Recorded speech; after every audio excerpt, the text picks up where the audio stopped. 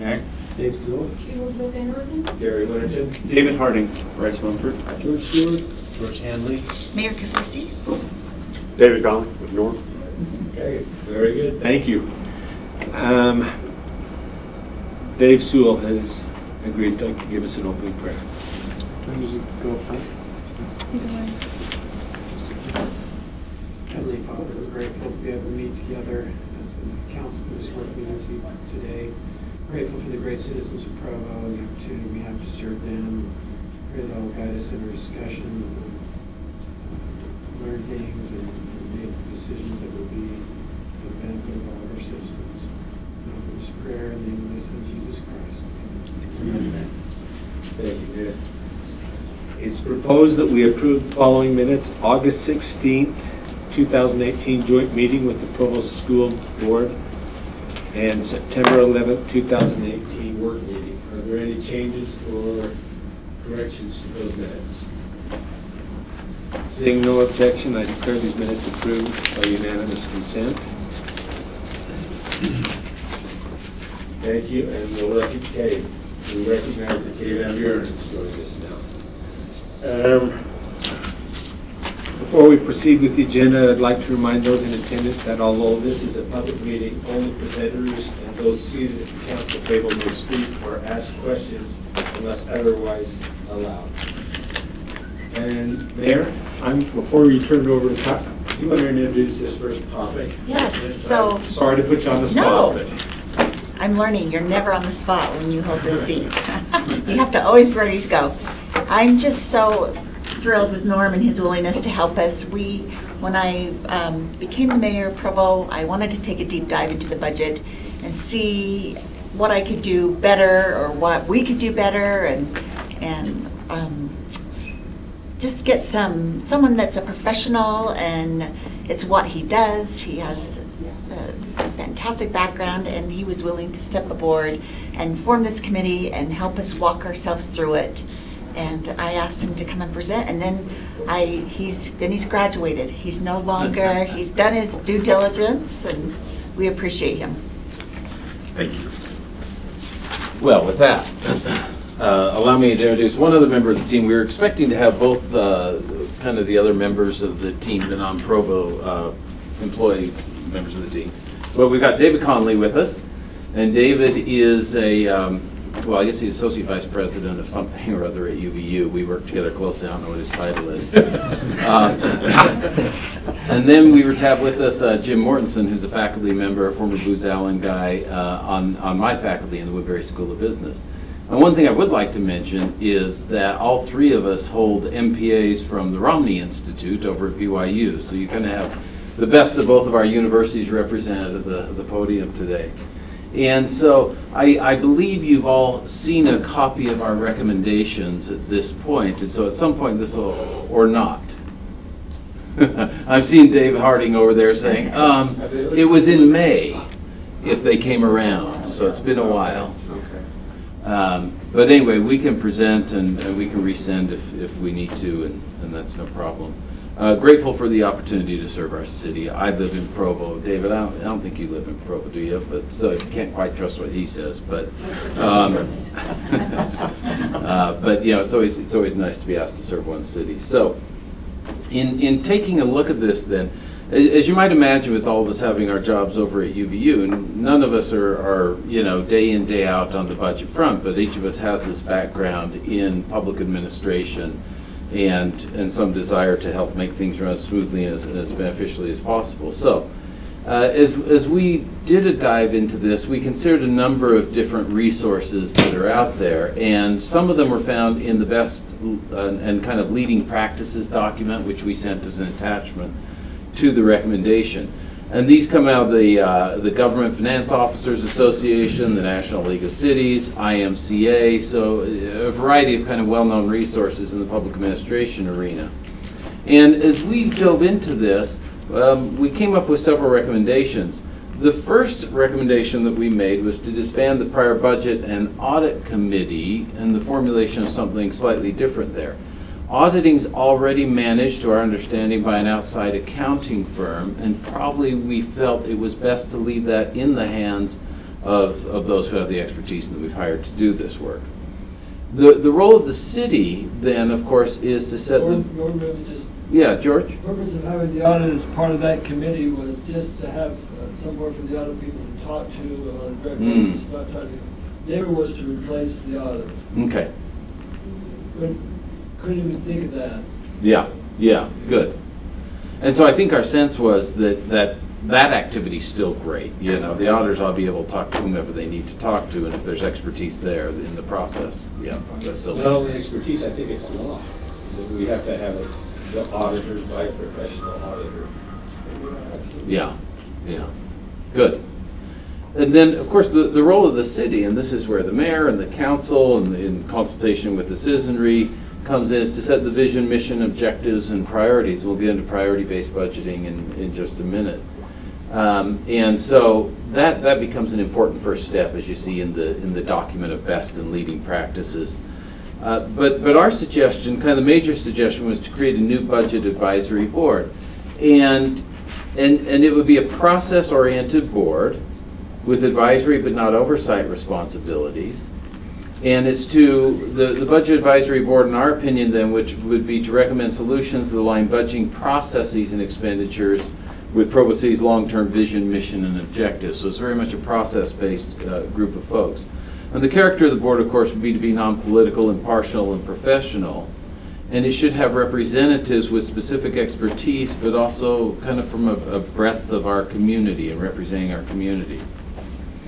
And then the appointment process, of course, was one that demanded a bit of attention. And, you know, our understanding was that the appointment process had been somewhat different than some of the other boards.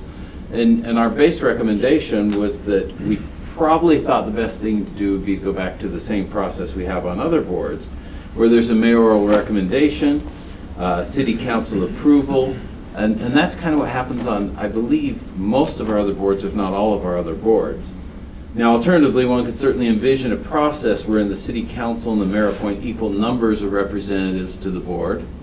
Our fear there is that has the potential to become more of a political process, as it has been in other cities, and that maybe we're best sticking with what's worked for Provo in so many other instances, where there's still checks and balances, but there's an appointment process and an approval process, or at least a nomination and an approval process, whereby the mayor and the city council kind of come together in that regard.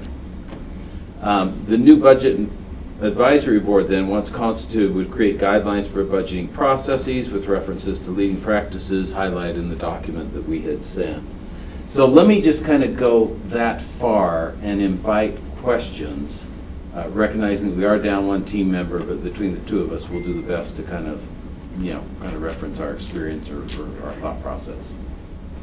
George?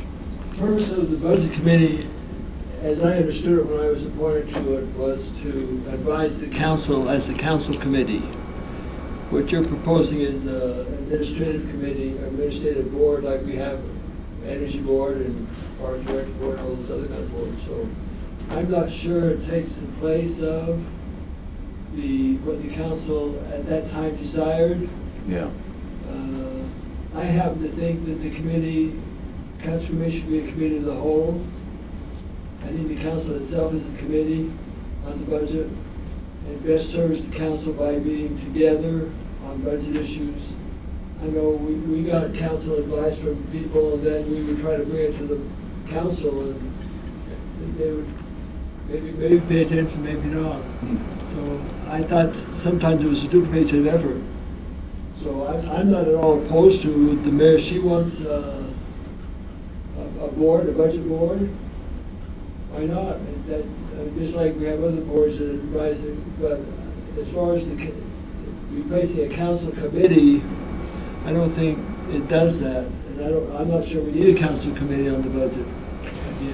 I think that's a good point, George. I think we are the committee, ultimately. We are the committee. Because we're the one that has to approve the budget.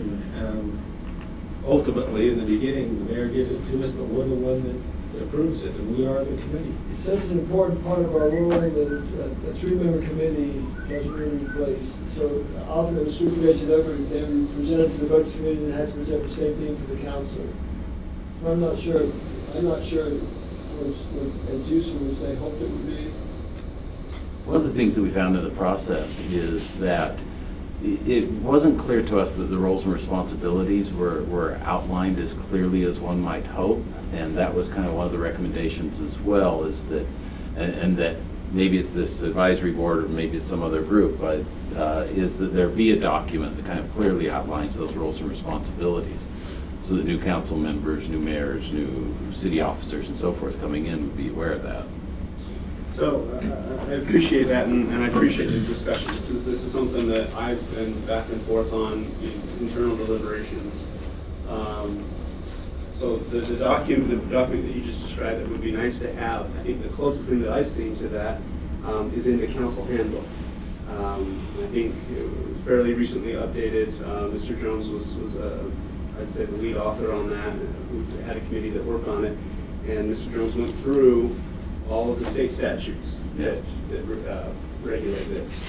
Went through all of the city code, which are the city policies on how this is going to go forward, and kind of distilled it down with links off to where it's found, and I think fairly clearly outlined the different roles that the mayor and her administration has in putting together a budget and what the council, and I would even characterize it as more than just approving what the mayor proposes, like we do for, say, board nominations, but it really is a tentative budget. It has to be balanced and is given to us at a certain point in time, and then the council has ultimate responsibility to pass a balanced budget, and it can be what the mayor proposed, but doesn't have to be. And so that's I think the kind of the policy. So maybe that's in place. Yeah, I believe so. The practice is kind of where I struggle a little bit. I am very grateful for the good working relationship that we have with the administration at this time. I think it's great. I think that's valuable. And I think the process that we went through this past time, where we had department reports, and I felt like in some ways this past spring we did a very good job. Probably I really liked how the process went this spring, preparing us, a lot of upfront work getting us ready so that when we had those 6 weeks of crunch time between the proposed budget and when we had to pass the final budget, what was manageable. Though there are times where I feel, boy, it would be nice with all of the other responsibilities and issues that we're tackling and dealing with, if there was a group that was advising the council for our portion of this process, that we could offload some of that too, to help us with specifically our role. I think we would actually do that with our analysts. Okay. I think that's part of their responsibility, to get that information and get that to us as a council and advise us. Now, you might consider looking at this, this, and this within the budget program. Is there any reason why we couldn't ask this committee to do that? Yes, they report to the administration. But if it's approved by us, I mean, let me just answer my because I'm on the committee. It's not going to change my role at all as a member of the council. I'm not going to pay any more attention to that committee than I would. And if it somehow replaces the work that has been done by this administration to inform us, I would hate to be informing this board and not coming to us like they did this last year. That would be a travesty.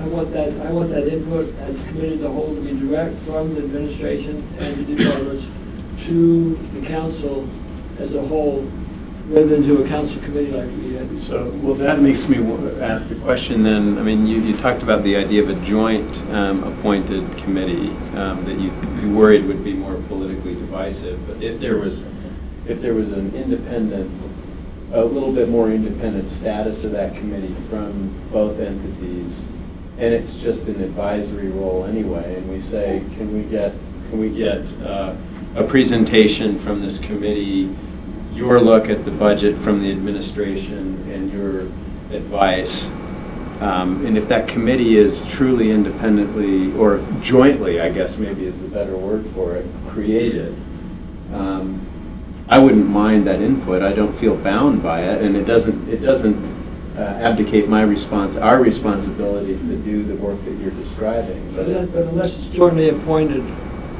then it really becomes an instrument of administration. So that's why I'm wondering if it's a model that's been used in other places. Doing a joint appointment. And I think, one of the questions is, as we get into kind of correlation causality here, it's a model that we've seen, at least in our research, shown that it does tend to devolve into more of a political kind of a body as compared to, well, a non-political kind of a body. But part of the question is did those groups go to that model because there was already that tension in place? And if there's already that tension in place, then, well, yeah, of course we see it associated with it. Yeah. In all honesty, the reason we're into this is because Mayor Curtis didn't like the budget committee, period. He said he didn't like it, he didn't think it was appropriate, and didn't want to pay attention to it, and there was a member of the committee that he politically didn't, I mean, I've been very candid. Apparently. It's a little out of character. That's why we got into this. Whatever we come up with needs to be joint council administration, or the council has to go on its own. It's required that we guys all go on our own. If we take the budget, if you have the legislature, they're going to have a joint committee with the governor to work on a budget. They don't do that.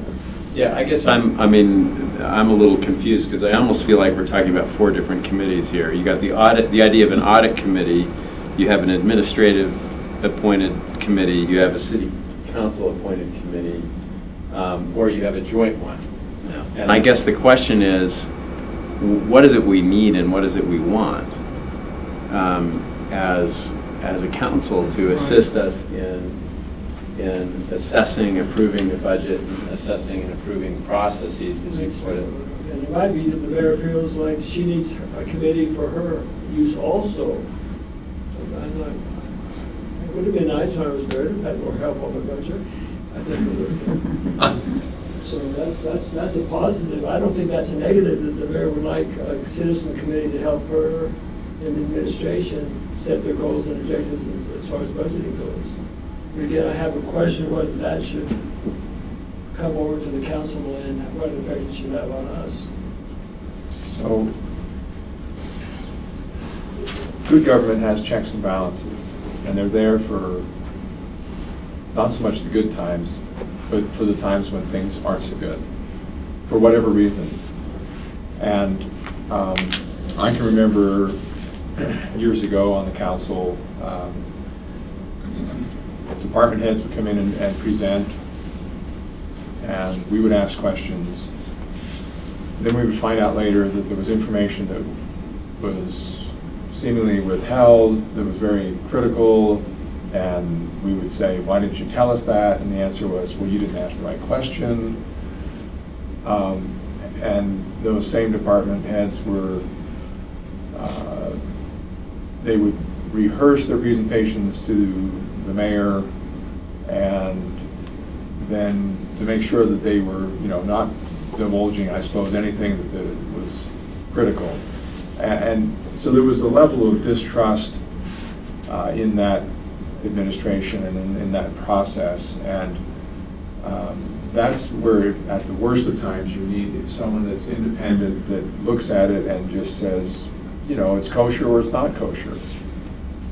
And that's, I think, why when you allude to, how does the legislature work with the governor, because that's our model, that's our form of government here in Provo. It's not Orem, it's not a lot of cities, and we just have to deal with the realities of that model and put procedures in place that are just going to keep us all on the right course and be fair.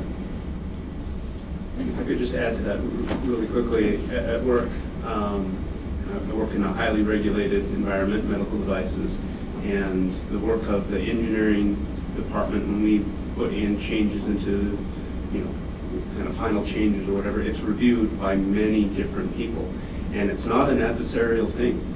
So I think checks and balances are important in bad times, but I think it can also improve the quality even in good times. When I know that, I better dot my I's and cross my T's because others are going to be looking at my work. And so I think checks and balances can be very good, even when it can help people get along, and even in the good times can improve the quality. So yeah, just wanted to add that too. No, that's great.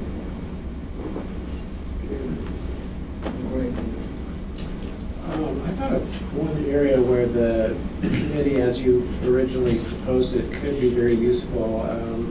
In previous years, the council's put a lot of emphasis on moving toward priority-based budgeting. And since we haven't had our own budget committee, I feel like we've had a lack of bandwidth to kind of move that forward. That might be something that the committee, you mentioned it was going to be more process-oriented, right? Yeah, I think so, because there is an acknowledgement that there should be analysts, doing a fair amount of this work, either for the council or for the mayor, for both. And so, and we were aware that there had been discussion around priority-based budgeting, and there's documentation on that, some of the literature we're citing. But how you get through that process is exactly what you're talking about struggling with, and so that is one of the roles that this kind of a committee could play, is what does that process look like? Because if we're just going with the iterative process, the process is pretty well known. You show up with what your budget was last year, you talk about how much the city's grown and what you need, and what your capital, is not funding, and so on, and you come back and you ask for a little bit more, right? But to undertake priority-based budgeting, that's nobody's talking about zero-based budgeting here, but to go to priority, that's a different game. Well, and I'd say as a new council member, or newer anyway, I guess I'm not brand spanking new anymore, I can't claim that. But I think it's, a council member George Stewart's experience with budget is actually more of the exception than the rule. And so I do think, as far as like what I feel we need as a city council is some assistance that provides maybe preliminary training, preliminary orientation, so that newer city council members understand the responsibilities for the budget, they understand how it works, they understand where the money's coming from. I mean, that I'm just thinking out loud in terms of needs. I have felt that from the beginning. You pick up a lot by osmosis and by what you knew prior to being elected and so on. But I think it's hard to, it's a little risky to assume that, in a given year when you're replacing potentially 3 or 4 members of the city council in an election, that all of a sudden you could have 4 people who have they may be well prepared in other ways, but they don't have the budget experience. I appreciate that, and that's why we as a council have often tried to get together several times in budget retreats prior to having to pass a budget. Yeah, I guess that's right. That's probably how I think. To the degree that I got up to speed, that's how I did it. I guess I'm just voicing as I'm thinking about what we need. It's drinking from a fire hose, yeah, no question. Yeah. I think what needs to be understood, planning commission, for example, how much attention I pay to the planning commission depends on who's on it and who the mayor appointed to that planning commission. If they're of a different stripe politically, not politically, ideologically, I'm likely to pay less attention to it because the mayor was different than I was ideologically. That's the same thing you can have with the budget committee. You can have an ideological budget committee that isn't in tune with, because they're appointed by the mayor, you're in tune with the mayor because the mayor, and she should, and he should, appoint who he feels is comfortable with. But if those people aren't, if the council members aren't comfortable with the ideological orientation of the budget committee, then you have a problem. So if the budget committee thinks that they're going to have a lot of influence on the council's budget decisions, that might not be the case because we're in a practical political situation. And Dave, if I may respond before you. Yeah. I think in our intent, this is why this is more of a process-oriented group of folks, and it doesn't necessarily get down to, one can't avoid ideology, right, in a political situation, but it is more around the process. So this is the city, through whatever political process, sets the values and goals. If you are going to move towards priority-based budgeting, then you've got a process that at least is kind of open and transparent around that. And then representation can come to the table and say, well, there's more of us than you, and so we're going to approve this particular budget. But at least people know how that was set. I just wanted to point out, one of the first items that hit me when I joined the council was priority-based budgeting, and we were given a couple of like 20-page documents describing what priority-based budgeting is. And your description of priority-based budgeting that you just gave, 3 minutes ago, is like the clearest that I've heard since I read those large documents. So much of what we've talked about as being priority-based budgeting, I don't think it's actually what he was referring to and what I think it can mean. And sometimes we got caught up on things that were far different than what priority-based budgeting is. So it was refreshing to hear your description of it, and it sounds like you're at least somewhat of a fan of what it can be. I mean, the challenge is it's a lot more work, isn't it? And I think, David, you may speak to this too, but from what I've seen, 80% of what you're doing is going to happen anyway. So you're talking, whatever that number is, you're talking about this discretionary budget, if you will, but we know that the roads are going to be plowed, and we know that there's going to be something to do with energy, and and we know that there's going to be water delivered and all that. And so I think, from my perspective anyway, not getting hung up on reevaluating every single aspect of the budget makes a lot of sense. But kind of emphasizing areas that we think need a little bit more support according to the, the values around the table, that's where it goes. George? And the members of the committee that have been proposed, I would love to have a board that does those kinds of things. I just think we need to be careful of the expectations of the council from that board, because it's going to depend on who's on the board and what they're recommending. So as long as you have to help us in the process, the council and the administration both need that. I think it would be helpful to have that the board. I'm not against the board at all. Right. I just think we need to understand what boards are and how they can change and how they influence the council's decisions. Well, truthfully, this was part of the discussion, the fact that the council has this responsibility as a committee of the whole, if you will, right, in passing the budget. And so to have someone duplicating some of that effort, if it wasn't helpful to the mayor or to the council, didn't seem to make a lot of sense. I mean, at some level, that's what analysts are for, right? If we're talking about going through a slightly different process or wanting to improve a process, then maybe the committee makes some sense. If it's jointly appointed, it would probably have more relative, it would be more relative to what the council needs. If it's just a mayor appointed and council approved, council doesn't, if the mayor wants to put someone on a board, we don't object, not unless they're morally unfit to do the job or completely just. So the mayor makes really decisions on the ideological makeup of any board. It's just not the council's responsibility to judge that. We just don't. I can't remember a time we turned, maybe one time there even was a question turned down a board appointment. So, but if it was jointly appointed, it would be a different dynamic. I'm not sure it would work, but it would be a different dynamic. So I find some interest in one that would be jointly approved, where I don't know if we would have an even number. Even number doesn't come to a decision. You need an odd number for a decision, I suppose. But having, perhaps by having it joint, where we propose some names that the mayor approves and the mayor approves some names that we approve, that it is a way for us to work together, which is what we should be doing. I'm trying to wrap up a little bit, so just kind of coalescing my thoughts.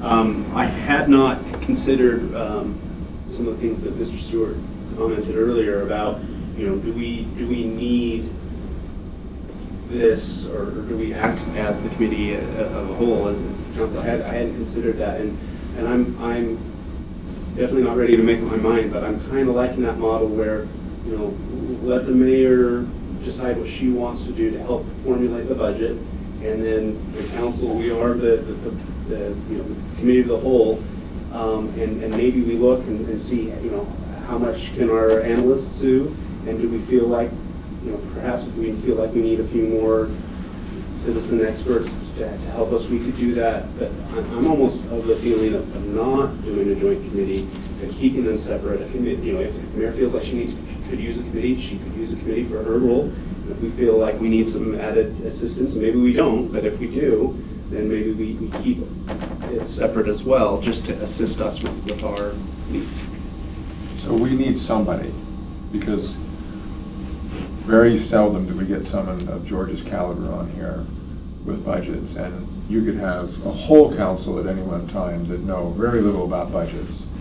And so we would be very ineffective as a committee as the whole, and we could rely on interns or analysts or committees, but,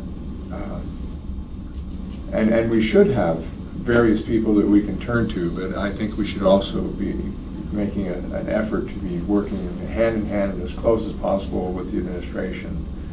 And that's why I feel good about a joint committee. Rick had his hand up.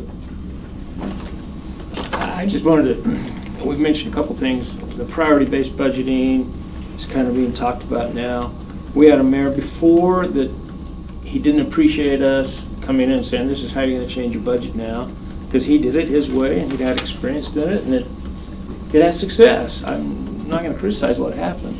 And as we formed our council budget committee, I think we had some suggestions that weren't really accepted, or they were accepted on the surface but not really changing anything. And so we have an opportunity now where we've got a little different situation. The mayor's, I think, in favor of this kind of a board for her help, for sure. I mean, that's where it's starting from. And then how do we do it as a committee? I still think there needs to be separation. I'm kind of with Dave on that this board, I think, could be very critical and very important to get the budget. Then when the budget comes to us, then we can, that board can still help and direct us as we accept or reject or want to change it. But if it's not enough, we then use our analysts, and then if we need a committee besides that, we can kind of look at that. But I don't think I want to come together as a council and administration and say, here's our board for the committee, or for that budget. I'd like to keep that separate a little bit. I just think that's better. I agree with that. I like keeping it separate as well. It just seems really inefficient from one's point of view for 7 people to try to come up with who to appoint on a board. I mean, it just takes a lot of time to come to agreement on even who we would appoint. So I think it's great to have most of our boards that function really well with the current model. They could take the first crack at it if the council felt like they needed, like you said, like if we needed to have our own little committee to look at a specific issue, we can always do that. Yeah, I think I'm inclined to just work with what we have right now to see if that is useful to. I don't feel obligated at all to, no offense, but I mean, if your committee makes gives us some advice, we can take it or leave it. I mean, and if we like that advice, I think that's great. If we don't like it, then we don't like it. But I mean, I'm a little worried about what you were saying early on. I mean, I know you, I don't know the other members of the committee, but I mean, if the mayor appoints you and I say, well, gee, I would have liked Norm on our committee, but because she appointed you, I feel like I've got to find an alternative when I already know that I would like you. That seems to be unnecessarily, potentially divisive. On the other hand, if your committee's functioning and giving advice and maybe occasionally making reports and that's helpful to us, then I think that's fabulous. But I think if we decide we need something independent, we can create that. I mean, it just doesn't seem like we're obligated to do anything here other than to hear your proposal, and if the mayor decides that's where you want to go with this, and then that's a body of people we can consult with from time to time or hear from time to time. I don't see the downside, as long as it doesn't replace our fundamental responsibilities. Right. Like what I'd like to do, I think, at this point is, Norm, do you have anything else particularly that you'd like to present to us? No, I think this was just our take on kind of where the where the research is, where the best practices are, and so forth. And yet, you know, one of the comments that comes out of ICMA, I think it is there is so much variety in practice across cities, much of which works really well, that there's a lot of room to kind of say, hey, fitting the personality of our community into an approach is just fine.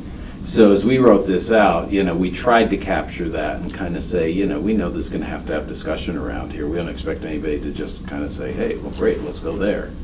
And so, you know, we get paid the same either way. Big zero. Thank you. Zero. What I think we better do at this point is, I would like to ask our analysts and director to come up with two or options that we can actually vote on to actually create. Is it what type of committee? Where do we go with that committee? And give us some options that we can think about for the next couple of weeks. And then with discussion, of course, with you and the mayor and council members, that we can come up with certain options that we can actually vote on and get it into our books. Yeah, I just wanted to add that I was just so impressed with the directors and their presentations this year. I thought it was a fantastic way to walk everybody through the budget and Please keep educate doing them. that. Yeah, so we're planning to keep doing that, and I hope that you will let us keep doing that, because I just thought it's silly for them to tell me this. You all need to be hearing it as well, and I thought it worked really well. So hopefully you'll be okay to let us do it that way again next year. And I think it made a huge difference. That's how we got involved so much with the police department, is having him come in and all of a sudden really show us what the things they were facing. So if that's okay, that would be a motion that I would make, that we have the analysts come back with 2 or 3 options and a plan that we can adopt as a council. So I would second that. Oh. Did you move? I moved. Sorry, I beat you, George. And I would second that. You know, councils come and go, and what we need to do needs to be right for us.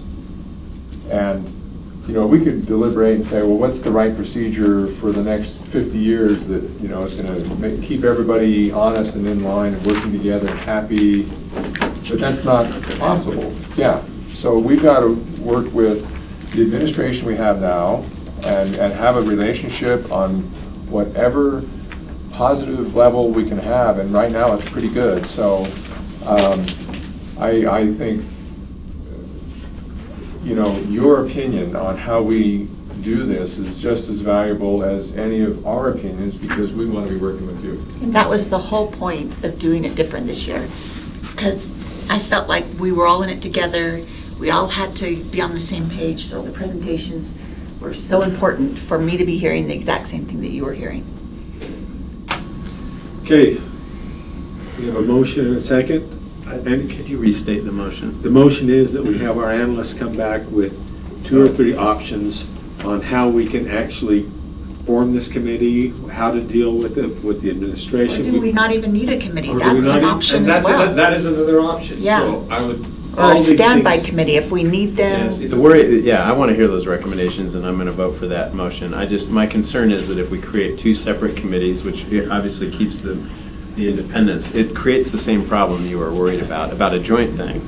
It's just sort of like, well, then we got these dueling committees going on. Right, so I'm still willing to look down the road and look at all those options. Yeah, and I appreciate that. And I think it's a matter of just looking at options right now. So these are the 3 options that you're asking the analysts to come back with. Are they options for this committee the mayor's already, or is this a committee for the council? I'm a little confused. I think it would be for all of us. I just want to get your feedback and see what direction you'd like to go. Do we even need one? Did you like the way we presented this year? If I could interject there, kind of where Mr. Van Buren was going, I think that for staff, and from my perspective, thinking about, you know, the conversations I would have with Bryce and Cliff, I think it'd be helpful maybe to have a little bit more guidance, because as I see it, kind of re-encapsulating some of the things that have been said already, I can see 3 potential scopes for somebody that's dealing with the budget, right? And we have 2 statutory scopes. The first is that the mayor has a statutory duty to prepare the budget.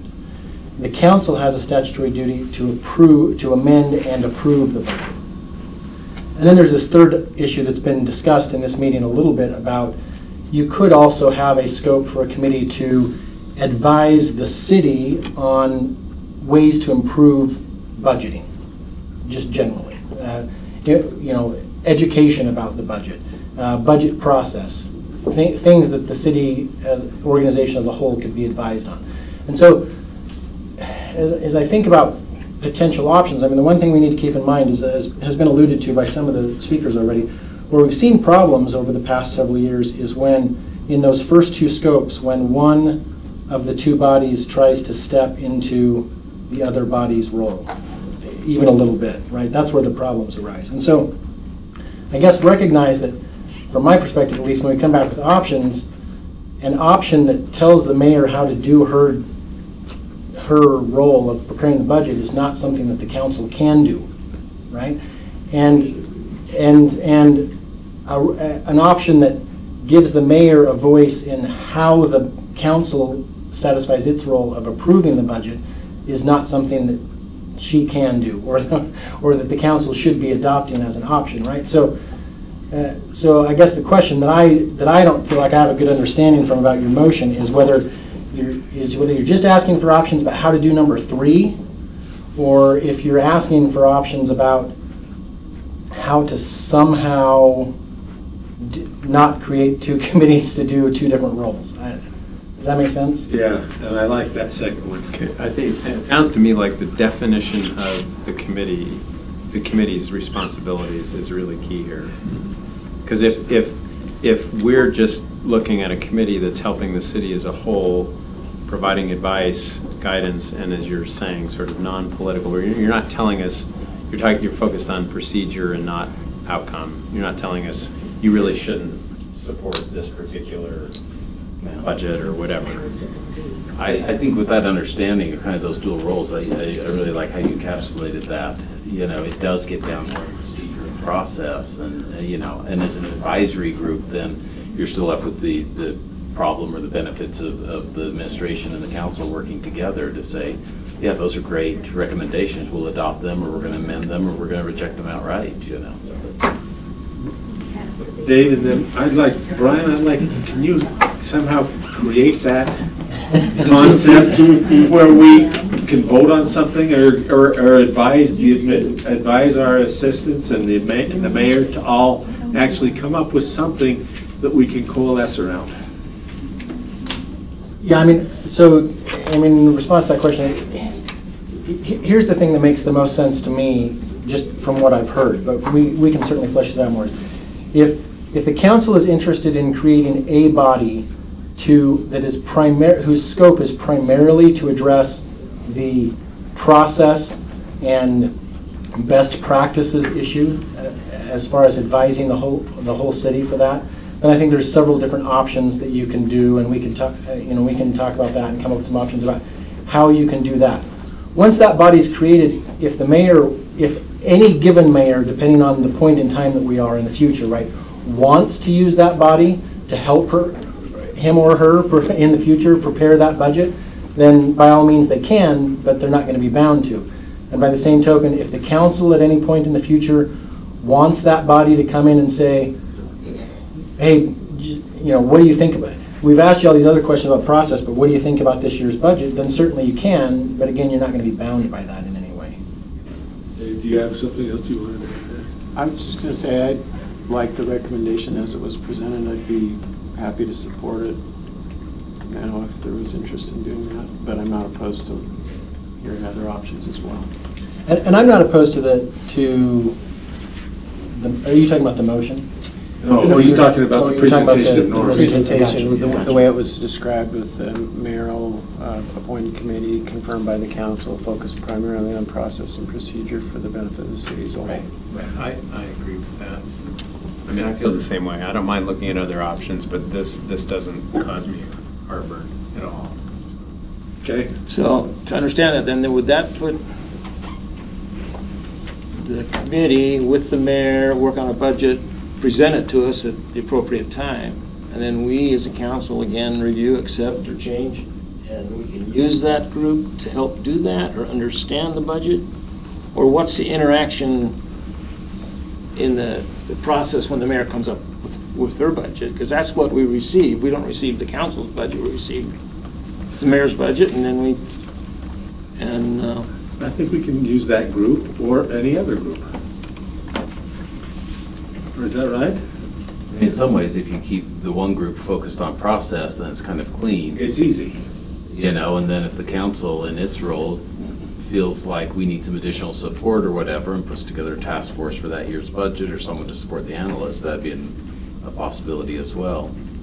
But if you just keep it focused on the process, then that keeps that divided line pretty clean in my mind. So I apologize if I read the recommendations back in May. I've completely forgotten what I read, so I apologize. I don't think I'd be comfortable right now voting on it. I need to go back and read what the actual recommendations are. But from what I'm hearing, it sounds like what is recommended is not kind of, to me, it doesn't sound like a standing committee that year after year we turn to get some budget advice. It's an ad hoc committee that's just going to sit down, look over the process, and make some recommendations on how it can be improved. to the mayor or to the council? We saw it as possibly joint, right? And that's why there was the approval, and so it was more to the city, if you will. But not on a budget, but on the budget process. And so since I think we control much of the budget process, it would be recommendations to us on how we could make changes to our code to have a better budget process. But it's not really, as we've used the budget committee in the past, like reviewing the mayor's budget that has been proposed and suggesting any changes we might want to consider. It's not that committee at all. It's just a committee on that. I think we need to move on from this right now, but what I would suggest, then I'm going to withdraw my motion at this point. And I'm going to ask us to be sent the proposal by the committee, give us an opportunity to review that and see if we have any angst around it. We can do that. What I'd recommend is as we send that out, if you do have point people on it that say, and you get a little feedback that you want to modify it, that don't wait for us, right? Right. Work the internal process. Yeah, and we'll use our analysts with that to do that. Thank you, Norm.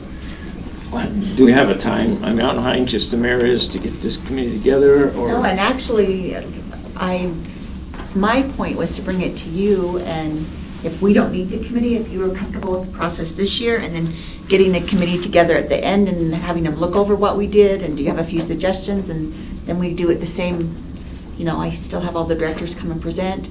That was kind of the model I was going after, not necessarily, I don't think we need, maybe it was needed with previous mayors, but I don't think we need these two committees going year round. I think it's more or less for our benefit to use if there's a sticking point or something that we want to change, then that's when we reach out to them. Okay, we're going to bring this back to council probably in 2 weeks for further discussion on this. I didn't want it to get pushed. No, I think we need to bring it, we'll bring it back in a couple of weeks and give it some time. We'll also have a chance to review the recommendations that we received back in May. Do you want me to resend those to you, Gary, then? Would you please do that, or send them to... I sent you an email, just help you. Send it to Bryce and they'll get it to us. Thank you. Thank you. Thank you. Thank you so much for all you've done for us. We will move on to item number 2.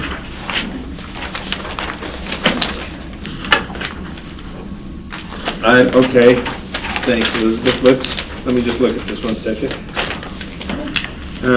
Let's move to item number 3. We had Scott and Thomas and Ron, that's right, Ron. They help us discuss item number 3. Let's move to that right now. And we'll turn the time over to Scott. All right, and I'm going to turn it over to Ron, and we're going to be the group to get you back on schedule today. Awesome, thank you. So it's a little bit of an update after the public comments we've got and doing the environmental assessment to respond to those topics. So Ron's going to be able to cover that. Yep, I'm going to get you. That was a long discussion about budget, so I'm going to get you back on track. So just a brief summary of kind of where we're at after the public hearing. I've reviewed the YouTube video twice to document all the comments. There were 25 people that commented at that hearing, and 4 of those people commented twice. Many of those people emailed comments, so we have a written version sort of that. And so we have similar comments in the written version.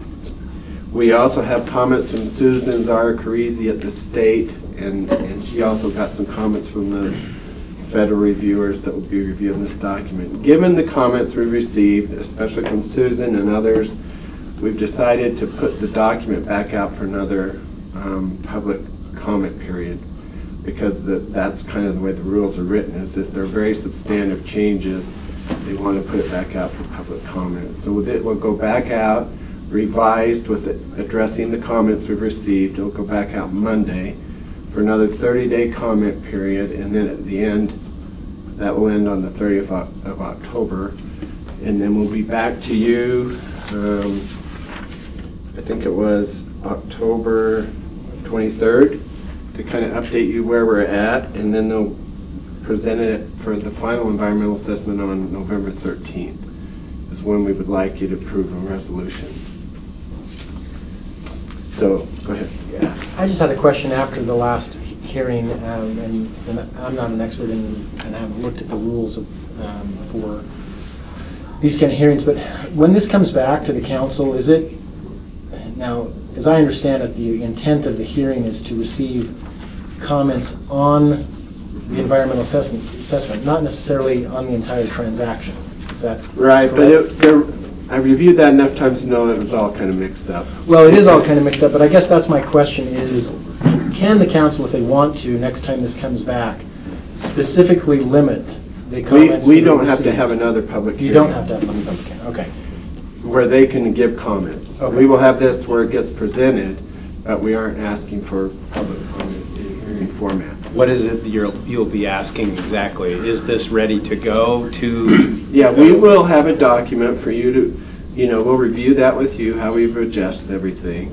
We will tell you what comments we've gotten on the second go-round and how those are going to be addressed or how they will be addressed, and then we'll prepare a resolution that we ask you to approve. Similar, I think, to the one you did for the Provo. And the resolution is to then send in the application. Okay. Well, the document to be reviewed. Basically, it says we as a city council agree with the contents of this document and are submitting it for review. I see.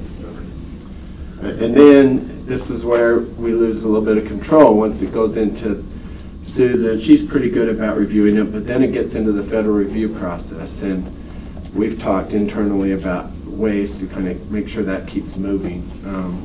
It's really easy to get bogged down in the federal review process because you have people reviewing this who have no, skin in the game. It's just another document for them to review. The city, however, has property that's pending out there that you need to move forward on. So we will keep bird dogging that to make sure it keeps moving through the federal process. Can you give us a brief summary of what Susan's comments, feedback? Most of them were things like she wants us to separate out the 11 alternatives that were done by the school district separate from before we really got involved. They're mostly just editorial comments, but that was probably one of the big ones, is to do that. And then we've talked about the compliance and where we sit with that in the Provo School District. So she didn't share any concerns about, that were brought up in some of the other public comments about the appropriateness of the Southwest Park as the replacement park? Anything negative about that I'm aware of. Thomas, have you heard anything? There's nothing negative per se, but we've looked at ways to address that, definitely. And even though it may not be a land and water conservation property, but we're looking ways to address what's the word? Just how close it is. Mm-hmm. And that's why we're bringing in the Canyon Road project. Maybe bringing that up in the building that sooner so we're not losing those amenities. That's one of the ways we're addressing that. Yeah, I think if you didn't have that other park out there you're going to improve, I think this would be a different story. There was a draft of the interlocal agreement shared with us in the files for today. Is that the current? That's a draft that was drafted by our legal department, but I don't know that it's even gone outside of the city yet. Has it been shared with the school district? It hasn't. Okay. And I knew that, I was sure that even if they'd seen it, they hadn't responded at all, but I'm not sure they've even seen it. Because that was worded differently than the other one that had also not been. The term sheet? The term sheet that Wayne said had been sent to the school district, but the school district said they hadn't seen it, which was confusing to everybody. Anyway, so it's not the same one. No, it was after that last hearing. One of the internal discussions was, well, look, maybe it would be helpful to nail that down, and instead of just having a term sheet, let's have an actual agreement. And Robert West was asked by the administration to draft one, and he did that. Subsequent to that, the school district, as my understanding is, kind of responded before it was even shown to them and said, we don't even really want to take a look at it because until after the environmental assessment is done, because we're worried that even if we agree to it right now, when the federal government looks at the environmental assessment, they will impose conditions on it, and we'll end up starting all over again after, in light of those conditions. So my understanding is that because they said to us that they didn't want to engage in those negotiations until after the environmental assessment had been approved to see what that said, that we haven't sent it to them. But that letter, we do plan on including that in this next version. It does two things. Provo School District said they're willing to put something in writing, some sort of commitment. They aren't willing to, I don't think, define what all that is right now. And then they're also willing to look at selling off, or just, selling back to the city that south half of the Tim Kiwanis Park. So my understanding is there's no kind of term sheet or anything until after the environmental assessment is done. Because I agree, I think that's the way it should be. Because the problem is exactly what, as you described, we don't know what's going to come back from the federal government. Once this property is transferred, they don't have interest up there. Their interest is now at the other piece of property that they will have interest in. So that's kind of where the Park Service is. So this is going back out, you said tomorrow? Monday. Going back out Monday for public comment. What will that look like? Will that be a red line version so people who have already read the first one can see, oh, these are the changes? No, we'll have all the comments in the appendix that have been written and the ones we got in, so everybody can see all the comments, and then I'll go through and say we've addressed these comments on page 13, paragraph 6 or whatever. So people don't, a lot of it's going to be the same, right? We don't want to have everyone to have to review it. So I'll try and make it so it's easy for people to see what's changed. Okay. But it's not going to be in draft changes, in Word. That's just probably too. But we're going to letting the public know that it's back out there. No. How? Don't ask that. So no, we'll that's notice really in the paper. Yeah. We'll send emails to the neighborhood chairs, and then we'll post it on our website, and then we'll have a hard copy again down in customer service. And we are going to make sure we email a copy to you, right? So really, this is a really cumbersome process, and I think some of that's by design, but I think it's forced us to be to do our homework better, so that whoever makes the decisions makes a well-informed decision of what the impacts are of what you decide, and it's public money that's being spent, so the federal government wants to make sure everybody does their homework, and so it is kind of a pain to take so long, but I think it's forced everybody to really look at what the issues are. There's issues with the neighbors, and there's issues with the environmental stuff. It's been good. We have dug in a little more on, like, for the well, for example, up there. We've talked to Ryan York in Public Works, and he outlined a very detailed explanation of the well, and we'll include that and show a drawing of how much we have to protect and those types of things. So. Any more questions? Pretty soon you're going to get sick of me doing all this. No, thank you, Ron. This is a hard process. Thank you. We appreciate your efforts. No, you're welcome. Any other comments from Thomas, Scott? No, appreciate everybody's involvement in the process. I think it gets better by the end. All of this is just creating an application right now to go to the federal government that they will have their own opinion on ruling on, and then a lot of will happen after that. So, you know, this is still in this first part of just really an application process. Right. Okay.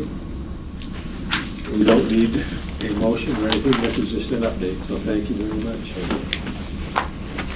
Let's move back to item number 2 then, a discussion regarding the Salt Lake City Chamber's affordable housing resolution.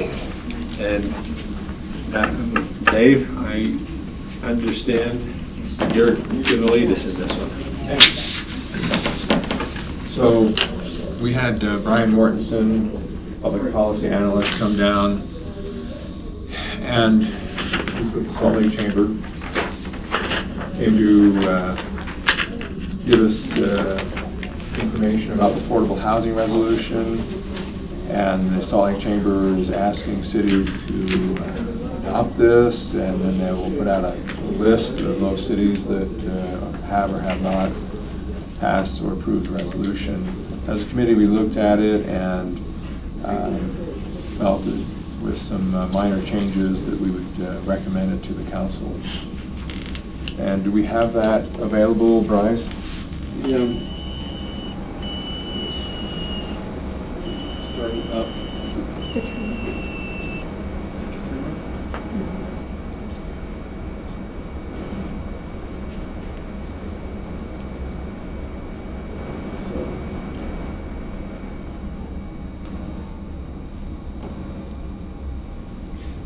Yeah. Any other comments? I could chat about it while we move down these 9 seconds.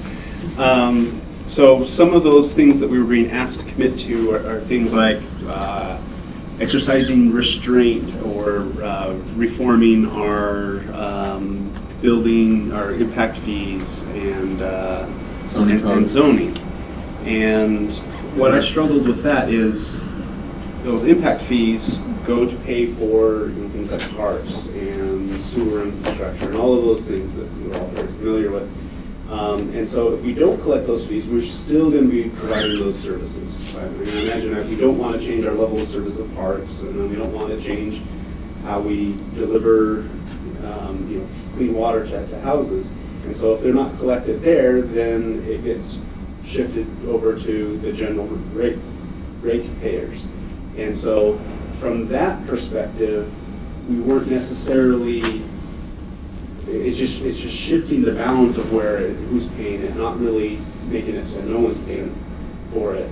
And so to me, it didn't really address affordable housing broadly. It just shifted, made it so new housing was a little bit cheaper and existing housing would be a little bit more expensive if you look at the overall utility bills and costs. And so that was where I struggled with it, and so I was really excited when the housing committee ended up where we ended up on it. George? Anytime you adopt a resolution, it's going to be used to pound you over the head if you go a different direction. So I guess my question is it really worthwhile adopting a resolution, not knowing what it's going to be in the future? So here's the thing is, I think this is aimed at cities that are doing little or nothing, whereas we are doing more than anybody else by and large. That's why I wonder why we need a resolution if we're doing. Well, put pressure on the other cities. Exactly. Yeah, it's not to put pressure on us because we're already firing on virtually all cylinders. Okay. That was the thing that I was absent for the committee meeting that I think that but that was the thing that really hooked it for me, was that it actually sort of is almost maybe public shaming is too strong of a term, but since it's saying yes or no, to every city, are you in or are you out? I think it puts pressure on the cities that are being shy about this and sort of hoping that they can coast on the benefits of other cities doing their share. Of our city, yeah, share. Our right, share right. What's greater than anyone else. And we put it this way: pretend there's a hypothetical city called High Alpine, and if if Provo says, no, we're not going to pass this resolution, they could say, well, why are you asking us to pass it? You know, Provo's not doing, you know, if Provo's not going to do it, why should we do it? Right, So, the risk of not signing is actually kind of high. And I appreciate. High alpine. completely hypothetical. And I appreciate what they've done to take out the things that are really affecting us. We're not bound. That we're not bound. Yeah. And we're still able to do the things that we feel like we need to do. Yeah. This is the resolution, and the resolution has 7 action steps at the end, right here. So these are the ones that the committee actually recommended a change, and those were in your memo that we produced, and they're right here. And so I striped the areas that the housing committee was interested in getting rid of, so that you can read what it would read if you removed those words. Right. So that's. Can I read that out loud? Chair, can I? Yes. Is that right? Yes. Is this loud? So the proposal is to strike, including exercising restraint in impact and permit fee increases. And so the stripped down version reads, minimize barriers to the provision of all housing and provide housing opportunities for all income and life stages. And then number 2, we recommended striking out, including zoning, impact, and other fees. So it now reads, review and reform existing practices and other potential impacts that would negatively impact housing affordability. So that's what we're committing ourselves to. Now, I actually think as we come up with a proposal to increase impact fees, I think we should have that discussion, but we're not committing ourselves to it. We're not, you know, as you say, you know, we're not handing someone a club to beat us with, because this is what we're committing to. But I think all of these things are worth a discussion, just maybe not a commitment at this point in time. As a grammatical matter in that second one, I think it was written to be, the phrase is including zoning, impact and other fees, and other potential impacts. Right. So I think you need to strike and other potential impacts as well. I think grammatically he's got a point. Plus, you don't want impact twice in the sentence. That just, that bugs me. And that just changes it to review and reform existing practices that would negatively impact housing. I think you're right. Yes, that makes sense. Did you major in English, Brian? No. Well, for about a semester. that was one of many changes along the way. Okay, so there you have it. Do we have a motion? I move that we approve this resolution as edited. Dave, 2 seconds. Can it be approved in this meeting, or do they need to place it on a council meeting? Yeah, the resolution actually needs to be forwarded to a council meeting. But your motion could be that we... I move that we forward this to, is it this evening or no? No, It's 2 weeks. That we move this to our next work meeting. Next council meeting for approval.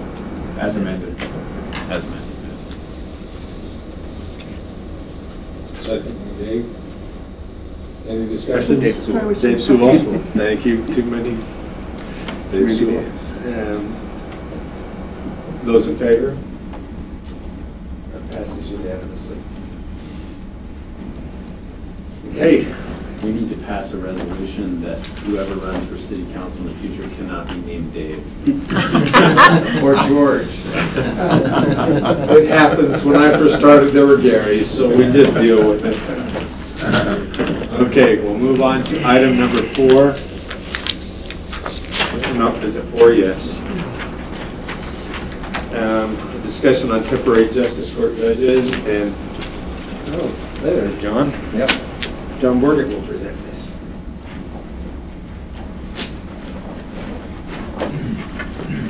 Terry Winterton and the council. One of the things that we run into occasionally at the Justice Court is when Judge Romney, for some reason, has a conflict, or he's on a vacation, or he's ill, or a number of other things where we need to have a temporary judge that fills in for him. And one of the requirements that we have actually an appointment resolution that designates those who can fill in. And in the past, we primarily used Judge Fenstermaker out of Springville, but on occasion, she may be busy too. And so there was desire to just see, well, can we just leave it open to an appointed judge? And after some research that Brian's done and some things have been done behind the scenes, we don't really have that flexibility. And so what we're recommending is that we provide a fairly extensive list of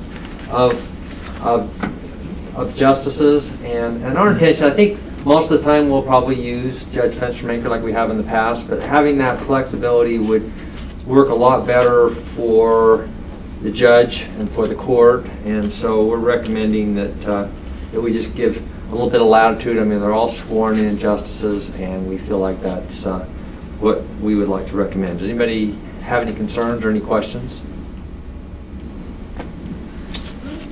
Yes. I always try to kind of look on the negative side, like, you know, just what could go wrong kind of thing. And so let me just ask, do we feel that by going so broad that perhaps, I mean, is there any concern that we might be negatively impacting the quality of a judge that some of our citizens might have to go before? You know, if we only have one or two, it seems like we would know them a little bit more. Maybe we could do a little more background and feel comfortable that we're handing our citizens off to a very competent judge. Is there any risk that by going with such a large list, maybe we're? I guess that's my response would be that, first of all, we would only go. I mean, this list is pretty long, but before we ask somebody to come in as a temporary, we want to make sure the judge knew who they were, that we were comfortable, and that we felt good about that arrangement. And I really think 98% of the time it's going to be one or two, but just in the event that for some reason something comes up, we wanted to have a little bit more latitude. But I think it still would fall under the direction of the judge and Rhiannon, and we would be sensitive to that. Judge Romney would really make the decision. Yeah. And let me just throw out too that you may need to clarify this with the judge or Rhiannon at the time of approval, because I can't speak to this for sure, but the original proposal was to kind of do a blanket one as big as was allowed by statute. And when we came back and gave them a couple reasons why I at least was uncomfortable with that, they went through the list and came up with these names. So I think these names have already been vetted by the judge and Rhiannon, and that's why they're on the resolution. I would also mention that Judge Romney's in court, and Rhiannon is in Ireland on a vacation, so stuck with me. But anyway, that's why they're not here to answer any questions as well. So, Make a motion to move this to the October 9th council meeting to be placed on the consent agenda. Second. And I would just comment that having a list that's been we believe vetted is good, and having a lot of names based on schedules and conflicts, it's nice to have more than less, probably. Yeah, I think it'll help. Okay, we have a motion and a second, and again, to the consent agenda. Is there any further discussion? Okay, then we will. You got a question? You said consent, right? Consent. Okay, sorry, I'm so sorry. Yes. Those in favor? That passes unanimously. Okay, while you're up there, go to number 5. Okay, I want to talk about reappointment of our city constable, and I'm going to just read a memo that was basically prepared by Judge Romney and Rhiannon Newton, our court administrator. It states, it would be our recommendation that Bob Connor be reappointed as the Provo City Constable. Constable Bob Connor and all Pro Security have been providing the Provo City Justice Court with exceptional service since 2007. That's when the court opened. Constable Bob Connor and his company are reliable and efficient. They've always been accommodating and very easy to work with. His experience and services are unmatched. We've never had to worry about staffing or scheduling issues. The officers employed with APS are of high caliber, with a good portion of them being off-duty law enforcement officers. The experience and professionalism of his officers is top-notch. To our knowledge, there are 8 constables statewide and only 2 constables in the state offering court security and transport services. All Pro Security and Wasatch Constables out of Ogden. All Pro Security and Constable Bob Connor handle security and transport for 24 courts throughout the state. We believe that this is a direct reflection of the exceptional service he offers, and I would mention that we were the first. And he now has 24. Wasatch Constables were contacted to inquire about their rates. This is the firm that's out of the constable out of Ogden, the other one option. They charge between $23 and $26 per deputy. They do not currently provide any court service, security, or transport services in Utah County, but would be willing to accommodate. We currently pay all Pro Security $26 an hour per duty, with at least one officer on staff being an off-duty law enforcement officer. There has not been a change in our rates since entering into our first contract with APS in 2007. We highly recommend the reappointment of Constable Bob Connor with no reservations. And then I just want to share a memo that I prepared. One of the requirements under the statute is that we have what I refer to as a constable nominating commission. And members of that commission were this time Gary Winterton, Robert West, our attorney, Police Chief Rich Ferguson, Judge Romney, and David Alphin, who's a citizen in Provo. And I would mention that they, after reviewing the information and the memo that I recently shared with you, and they unanimously recommend that the Municipal Council consider a resolution to reappoint Bob Connor as the constable for the City of Provo for a period of 4 years. I would mention that this is one of those things that we need to watch better, because this actually expired on July 1st, 2017. And so we're going to do a better job next time to come back with you. But we're recommending the retroactive, and so it would expire 4 years from July 2017 or July 1st, 2021. I've mentioned Bob Connor has been appointed as the constable of the city since 2007. The services Bob provides include security at the Provo Justice Court, transporting inmates to and from the county jail, and serving warrants. Bob has always provided exceptional service in the city in his role as constable, and the nominating commission recommends moving forward with the reappointment. I would mention that Bob Connor's here, and if you wanted to ask him any questions or talk to him for a minute, he's welcome to do so. But that's the recommendation of the committee, and also the recommendation for me. Yes? Is the motion need to move this to the 9th meeting or next week? Is to move it to the consent agenda along with the other item On the 9th. on the 9th. I make that motion. Second. We'll let George Henley do it this time. Any further discussion on the motion? Again, consent agenda. Okay. Those in favor? Passes unanimously. Thank you. Thank you. Thank you, Bob.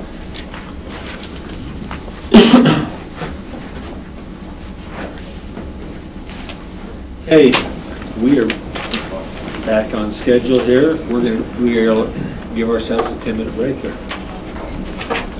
Just hold it up.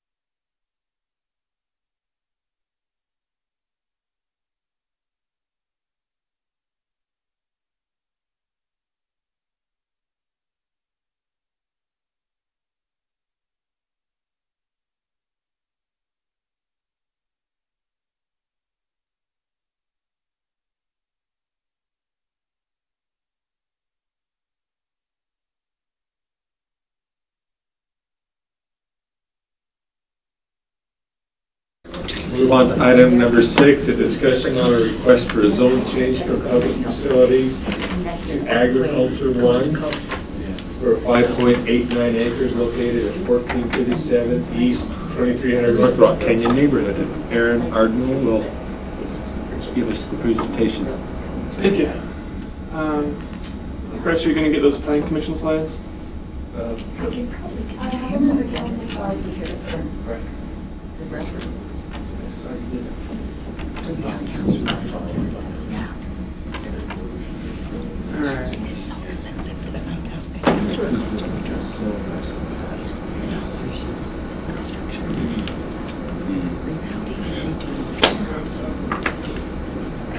crazy. How substantial set that is in stone. Yeah. So, does this work for that? No, where's mine?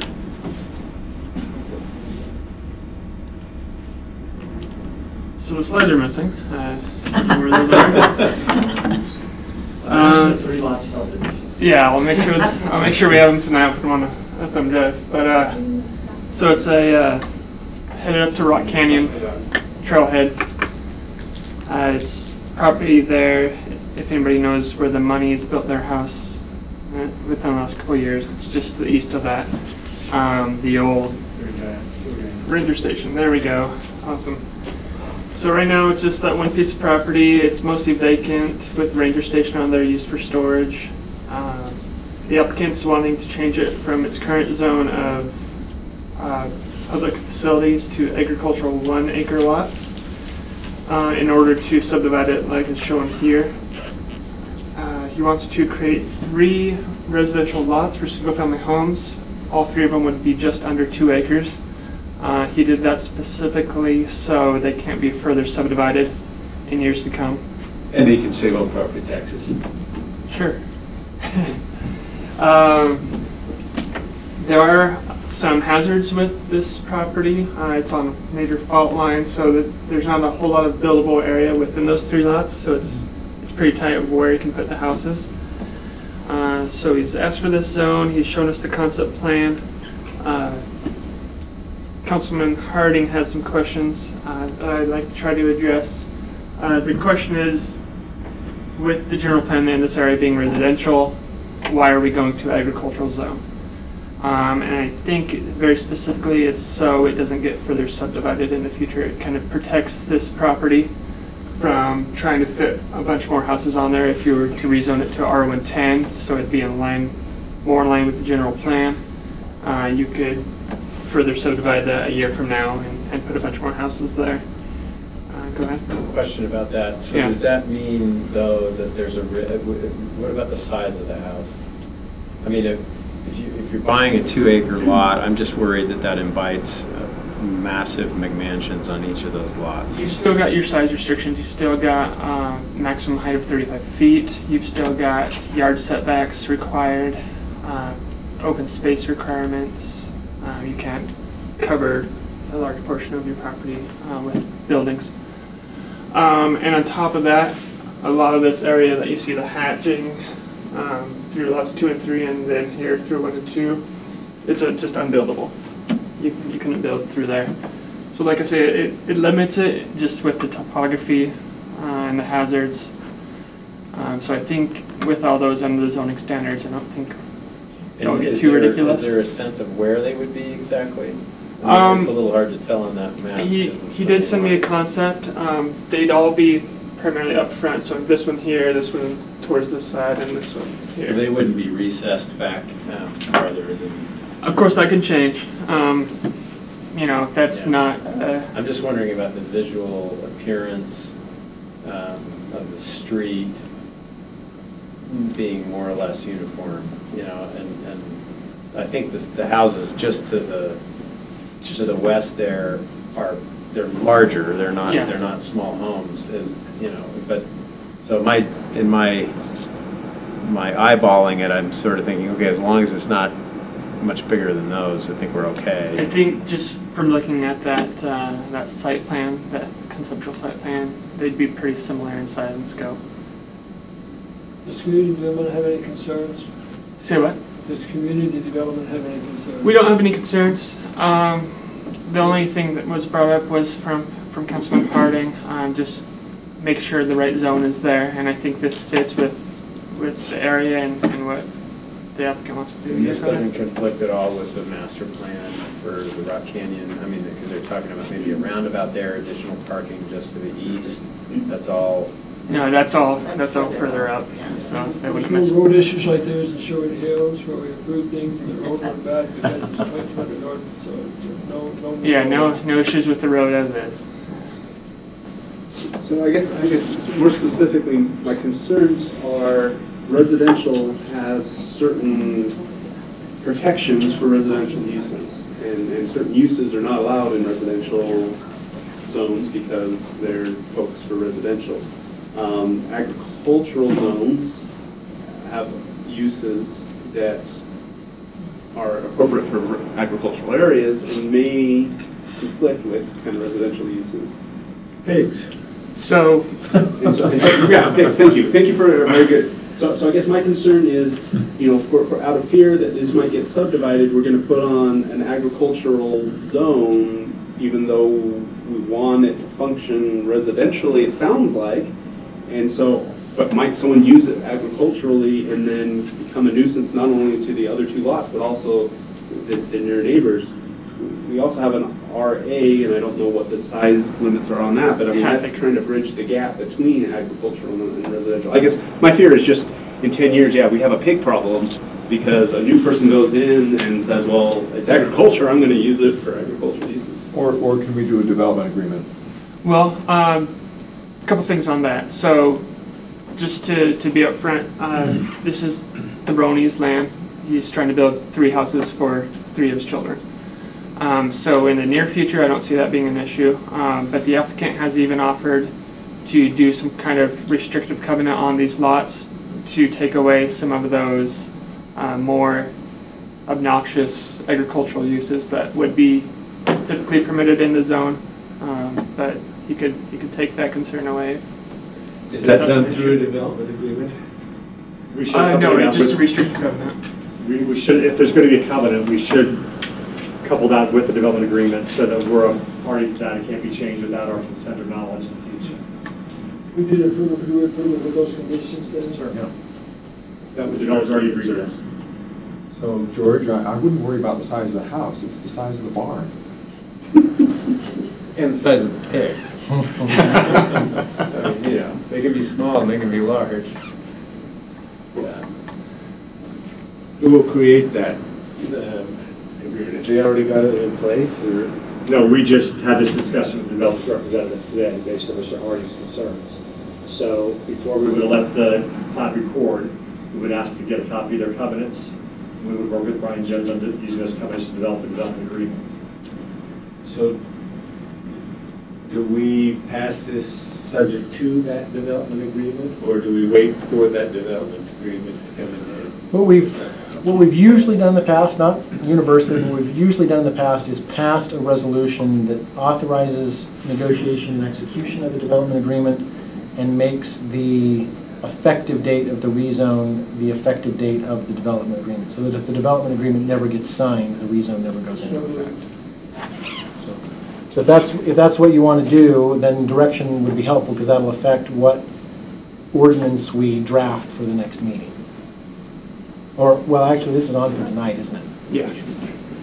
I can probably, if somebody's not going to ask for it to be continued, I can probably get that done. I'll move that because I can't repeat all that he said.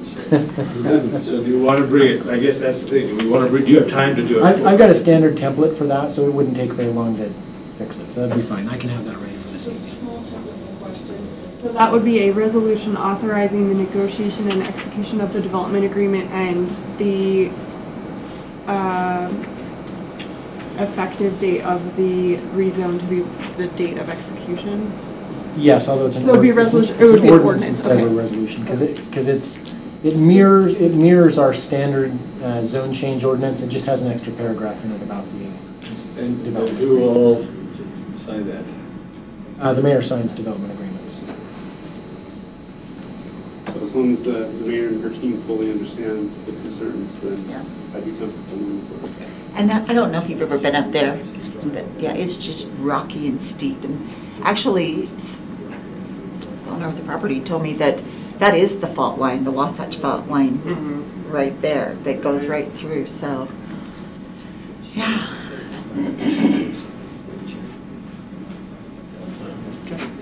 Some geologists say sitting right on the fault line It's safer than being out than where being the out by waves are, lake. yeah. That's right. So that's comforting to me because the fault line goes through my backyard. Well, nowhere to run to then. So we've got a motion to that effect for me to prepare that. Looks like there's a second. Okay, any other discussion? Those in George, favor? Vote. George, did you have a question? So we'll go tonight's meeting then. It will. It's already on the agenda for tonight, So you can so have- I'll prepare the amended ordinance for tonight. So. Okay, those in favor? That passes unanimously. Thank you. Hey, Aaron, are they going to be here? Is the applicant going to be here tonight? He should be here tonight, yeah. Okay, we'll move on to item number 7, a presentation on ranked choice voting, and Councilman Hardy. All right, I'll just go a long way. Okay, you do that. Okay, yeah. Great. Are you getting nervous? I will just a little bit. Just pass it around. I'm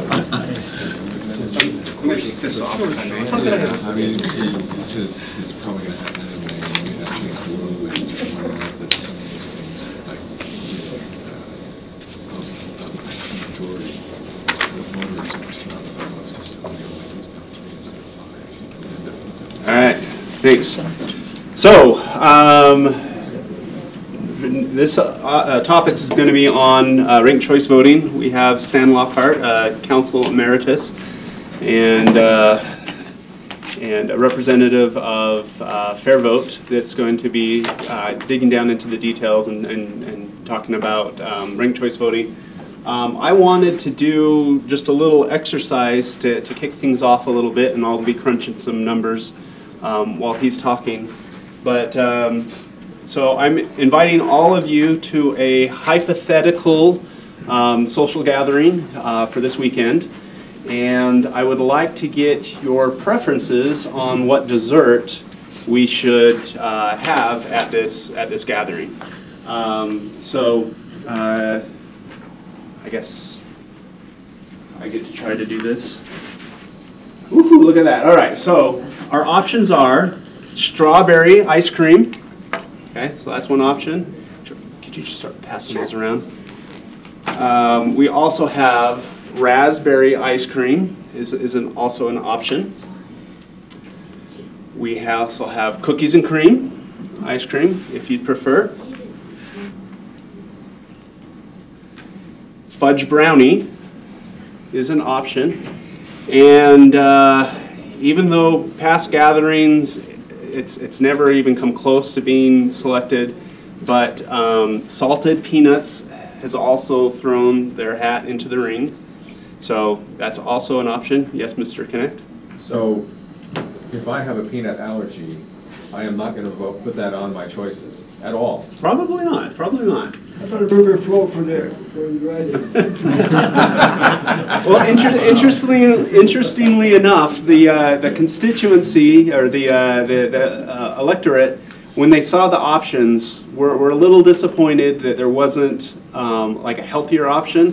So we do actually have a write-in. It wasn't root beer float. Root beer float didn't throw their hat in the ring, but tropical fruit salad did. So they're not allowed to actually have their image up here, but tropical fruit salad is a write-in, an official write-in candidate. So with that,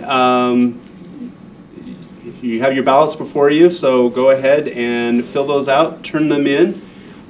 Did we get ballots to our guests in back? All right, let's.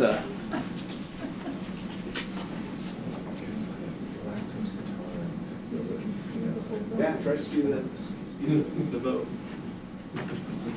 Give them to you? Sure. We could, you know. I'm a man who knows his desserts. I don't have to deliberate. There's only one true ice cream. Truffle peanuts. I actually found an ice cream store in Venezuela that served all of the favorite Venezuelan foods as ice cream. So you could get black bean ice cream, beef ice cream. Oh my. Was it good? Oh, it was disgusting. Rice ice cream was very good. You could order the national dish of Venezuela in ice cream. And black beans and rice goes with everything. Yeah. But rice ice cream is fabulous. You know, black bean ice cream is. When were you down there? That place is. So as soon as the ballots are in, I'll turn the time over. 30 years ago. Yeah. No, it's falling apart. It's tragic. We have a rice street in Mansfield. It's fantastic. Rice goes. I like rice. Rice pudding.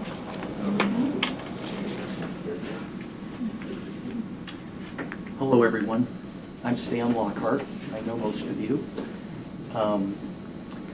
In the 2018 legislative session, the legislature passed a law, House Bill 35, almost unanimously, that allows cities to choose the opportunity to choose ranked choice voting beginning in 2019.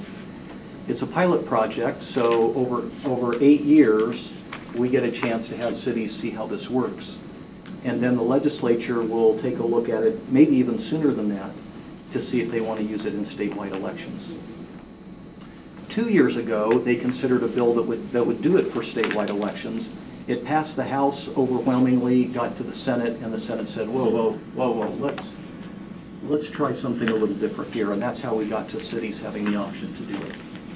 For those of you who have been to a partisan caucus or a convention, ranked choice voting should be pretty familiar to you. Parties have been using it for over 20 years. And essentially, ranked choice voting is you don't have to have a primary, so you save the money of a primary. In a city the size of Provo, that's a pretty big cost. And you focus on the general election. We find that campaigns get scrunched, that most people start campaigning for a general election just like they do now. About Labor Day is when it begins. And then you are all focused on ranking your choices. So if you have 5 people running for office, you would have an election very similar to what you have today, except instead of just circling a bullet, you would a little space. You would go 1, 2, 3, 4, 5. Then whoever got the fewest votes of those 5 would be taken out of the bottom. Their number 1s would be circled out. They would go to the number 2. They would reshuffle the deck, and then so on. Then you get the 4th person, and you go up, and you keep doing that until you have a majority winner. Ranked choice voting does 2 or 3 things that are beneficial. The first thing that it does is it produces a majority winner. One of the examples that we use, and there are many examples including the 2016 presidential election, but we use Provo's mayoral race in 2017 as a prime example where you had a write-in candidate and the winner got less than 50%. Now, I don't think that makes Mayor Kaufusi any less of a mayor than she is. I mean, she got elected by the people to be mayor. But it might have been nice to have had a ranked choice voting option where, in the end, she would have had a majority of the votes of the city. Stan, explain how they, once it gets to being counted, they do this stuff. Right. In the counting, you're taking from the bottom, and then you reshuffle, and then you take from the bottom and you reshuffle, and you take from the bottom and you reshuffle. And you do that until you get to the final 2, and you have someone that gets over 50% of the votes.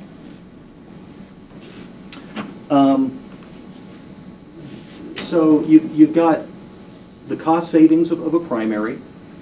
You've got the ability to get a majority vote. The third thing that ranked choice voting does is it prevents vote splitting. And we've had instances in Provo where you'll have more than 2 people running, and they'll have 2 candidates that are very similar to each other. And together, they have 60% of the support of the public. And you have a candidate over there that has maybe 40% and is very different from the 2. And that 40% person will slip in because the 2 that have together 60% of the support will get 30% apiece, and the person with 40% will slip in. And that has happened a time or 2 in our own city elections, but it happens in it's at risk of happening in any election using our traditional methodologies. For all of those benefits, though, there are two things in particular that I believe are compelling about ranked choice voting and that I would ask you to consider today. And I know several of you will think that the cost savings might be enough alone, but when our founders, when America's founders came up with our form of representative government, there was a lot of talk about the only way that our form of government works is if the people stay engaged.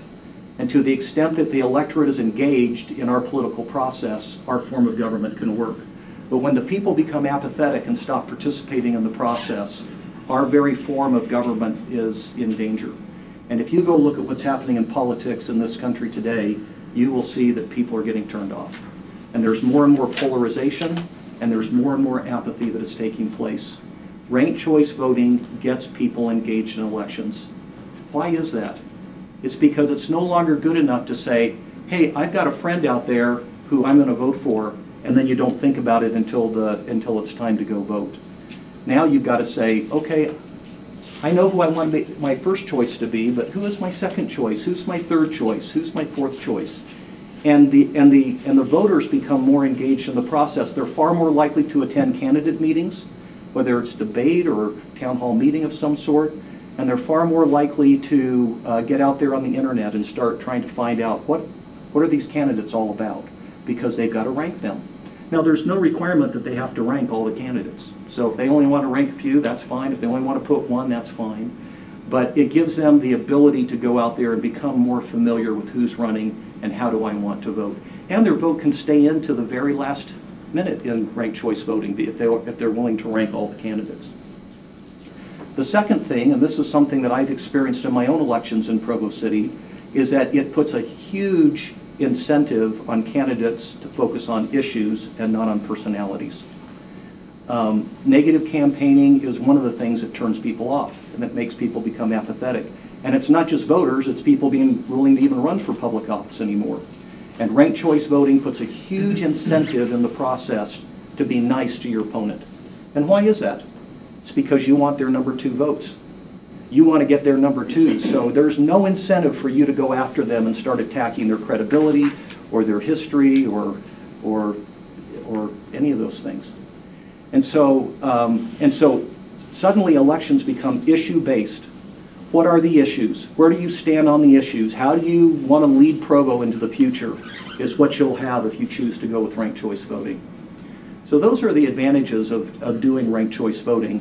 The main challenge with ranked choice voting is how do you educate the public to do it?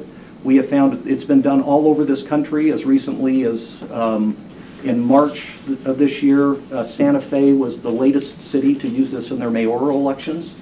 And they found in doing exit polling that people understood exactly what they were doing and they liked it a lot. In fact, the spoilage rate was about the same as you would have in a normal election that we run today. So people figure it out, and once they figure it out, they really like it. What is spoilage rate? Spoilage rate means a ballot that they can't that the vote counters can't ascertain what they were trying to do. So the vote doesn't count. Yes. I'm very attracted to it. So this isn't a question that's out of deep skepticism about it at all. But I can see one downside being that, and maybe this isn't a downside actually, but it not only invites more participation from the voters, but it also seems to invite more candidates. And the downside to that could be that the public, it gives someone a microphone who has a really extreme position, and they're just going to ride it all the way from day one to the end of the election because they've got that chance. And I'm sort of willing to deal with that, I guess, but I do have that concern that there's a little bit more airtime for points of view. But since I'm in a democracy, I know that's what I have to deal with. I recognize that we need to be true pluralists in that sense, but I can imagine that even though for the people who are maybe aware that they're more competitive, they're going to be more civil, but what about the people who know they're not? and they just figure, I'm just gonna throw bombs everywhere I go. Does that happen? Is there any record of that? We've seen that happen in Provo with certain, up to the primary until they got booted out. Right, yeah. I don't think those dynamics will change much from our current election dynamics. I do think that you'll have candidates who feel strongly about an issue. Issues matter in ranked choice voting elections. So if a candidate has an extreme position on an issue that they want to get out into the public eye, sure, a ranked choice voting election will allow them to do it, although an election under today's system will allow them to do it to some extent. Except in the regular election, they would only get a small percentage of the vote. They wouldn't get a larger percentage of the one vote. Well, yeah, so George, the answer truly is it depends. Right. It depends on whether that issue resonates with voters. Right. If the issue doesn't resonate with voters, then it won't matter. They will get enough number one votes to make a difference. Right. Let me tell you my history with ranked choice voting. When it was introduced into the parties, and as you know, I've been quite involved in the Republican Party, I hated it with a passion. Part of it was the people who were delivering the message that they liked it, because they were the people that were on the opposite side of me on just about every issue within the party. But a part of it was this notion that somehow it favors minority candidates, and that argument resonated with me, that I want someone who has the majority of support to get elected, not someone who has a minority to get elected. And so without looking into it very much in just kind of a superficial way, I bought into that argument, and I opposed this and opposed it and opposed it. And then a little thing happened. In 4th grade, I was taught something called the scientific method. And that means that you observe phenomena and you have a hypothesis and you test the hypothesis. And so as I watched ranked choice voting start getting usage within the Republican Party, I saw that it worked. In 2002, we had a convention where there were 12 candidates running to succeed Jim Hansen in the 1st Congressional District. We got in and out of that convention in about 4 hours. Under any other voting system of voting, it would have been like last year at our convention, where we spent 11 hours at a convention. And I thought just that alone, just the ease of use for voters, it made sense in the party process. I saw it again in the 2004 gubernatorial election, where we had 9 Republican candidates run for governor, and Governor Huntsman and Nolan Karras came out into a primary, the 2 people that likely would have come out into a primary if we'd had any other methodology of voting. And as I've watched election after election in the public sphere, I watched the presidential election in 2016. Think of all the gymnastics we had to go through to make a choice in the Republican Party primary, or in the general election in 2016. Okay, I don't want Hillary to get elected, but I don't like Trump. But a vote for McMullen might be a vote for Hillary. And you've got to go through that vote-splitting mentality under our current methodology. Wouldn't it have been nice if you could have put McMullen 1, Trump 2, Hillary 3rd, and know that your vote was going to count to the very end? And if for some reason McMullen didn't get in, then your vote would go to Trump, and Trump would beat Hillary, which is what some people wanted to do. What if you put 1 and 2 and not Hillary 3? Would that take? That works fine. Your vote still counts. Yeah. It doesn't change. It doesn't change it. No. So, and then we used the Provo election, where you had a write-in candidate in the general election that caused this 3-way split. And wouldn't it have been nice? And I mean, again, there's nothing un-American by getting less than 50% of the vote. We had a special election for Congress where we had a split vote. But under ranked choice voting, you're always getting to over 50%. Yeah. So I'm reading an article here. This was written up a couple years ago for Maine, because Maine put it on the ballot. And passed it. Yes, and the person writing the article says, yeah, it looks like it's going to pass, but they just wanted to put out there some other points of view. They quoted a paper in the Journal of Electoral Studies with political scientists Craig Burnett and Vladimir Kogan that analyzed 600,000 votes cast in 4 local elections in California and Washington who used that. And in none of the 4 elections did the winner actually get a majority of the votes cast. And the reason they gave was that let's say you got 5 people on there and someone votes for 1, 2, 3, but they don't vote for all 5, and as it goes through the different levels, it finally gets to the point where some of the people are not in the process anymore.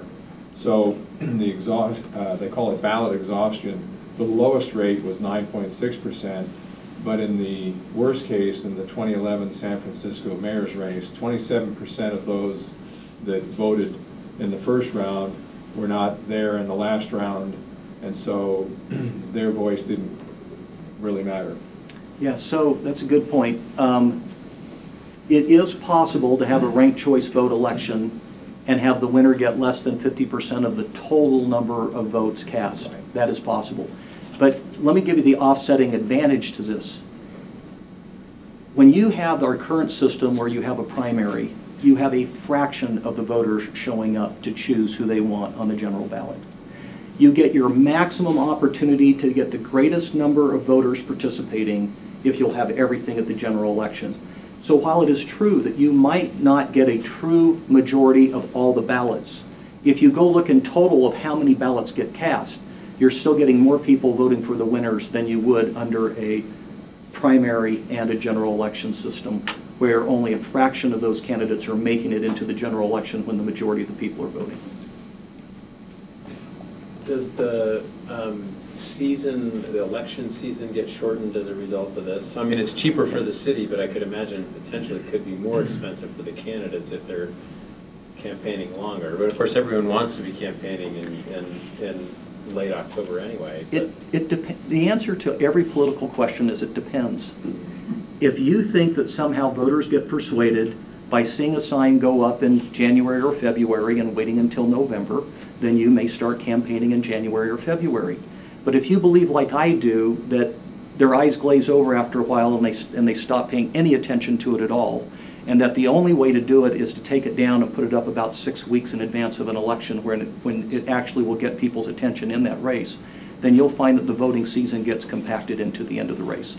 And what we find in many ranked choice voting elections around the country is that is indeed what happens. The mayor of Draper, he and I were talking, he had a really interesting race last year. You may remember it. He had come out in favor of a homeless shelter in his city, and oh my goodness, he had quite a race to run. But he said, Stan, essentially, I ran against 2 other candidates. I go to a primary, I have to raise $100,000, and I have to get through the primary.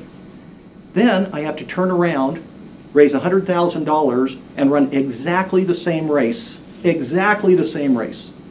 in order to get elected in November.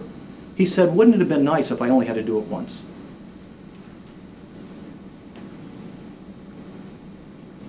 So, yeah, okay, that's very persuasive. But isn't that also having to do it twice, getting more of the voters involved and giving them more of an opportunity to hear the issues? Yeah, so Gary, that's a good question. I think in the practical, how it really happens is that voters start tuning into politics about Labor Day.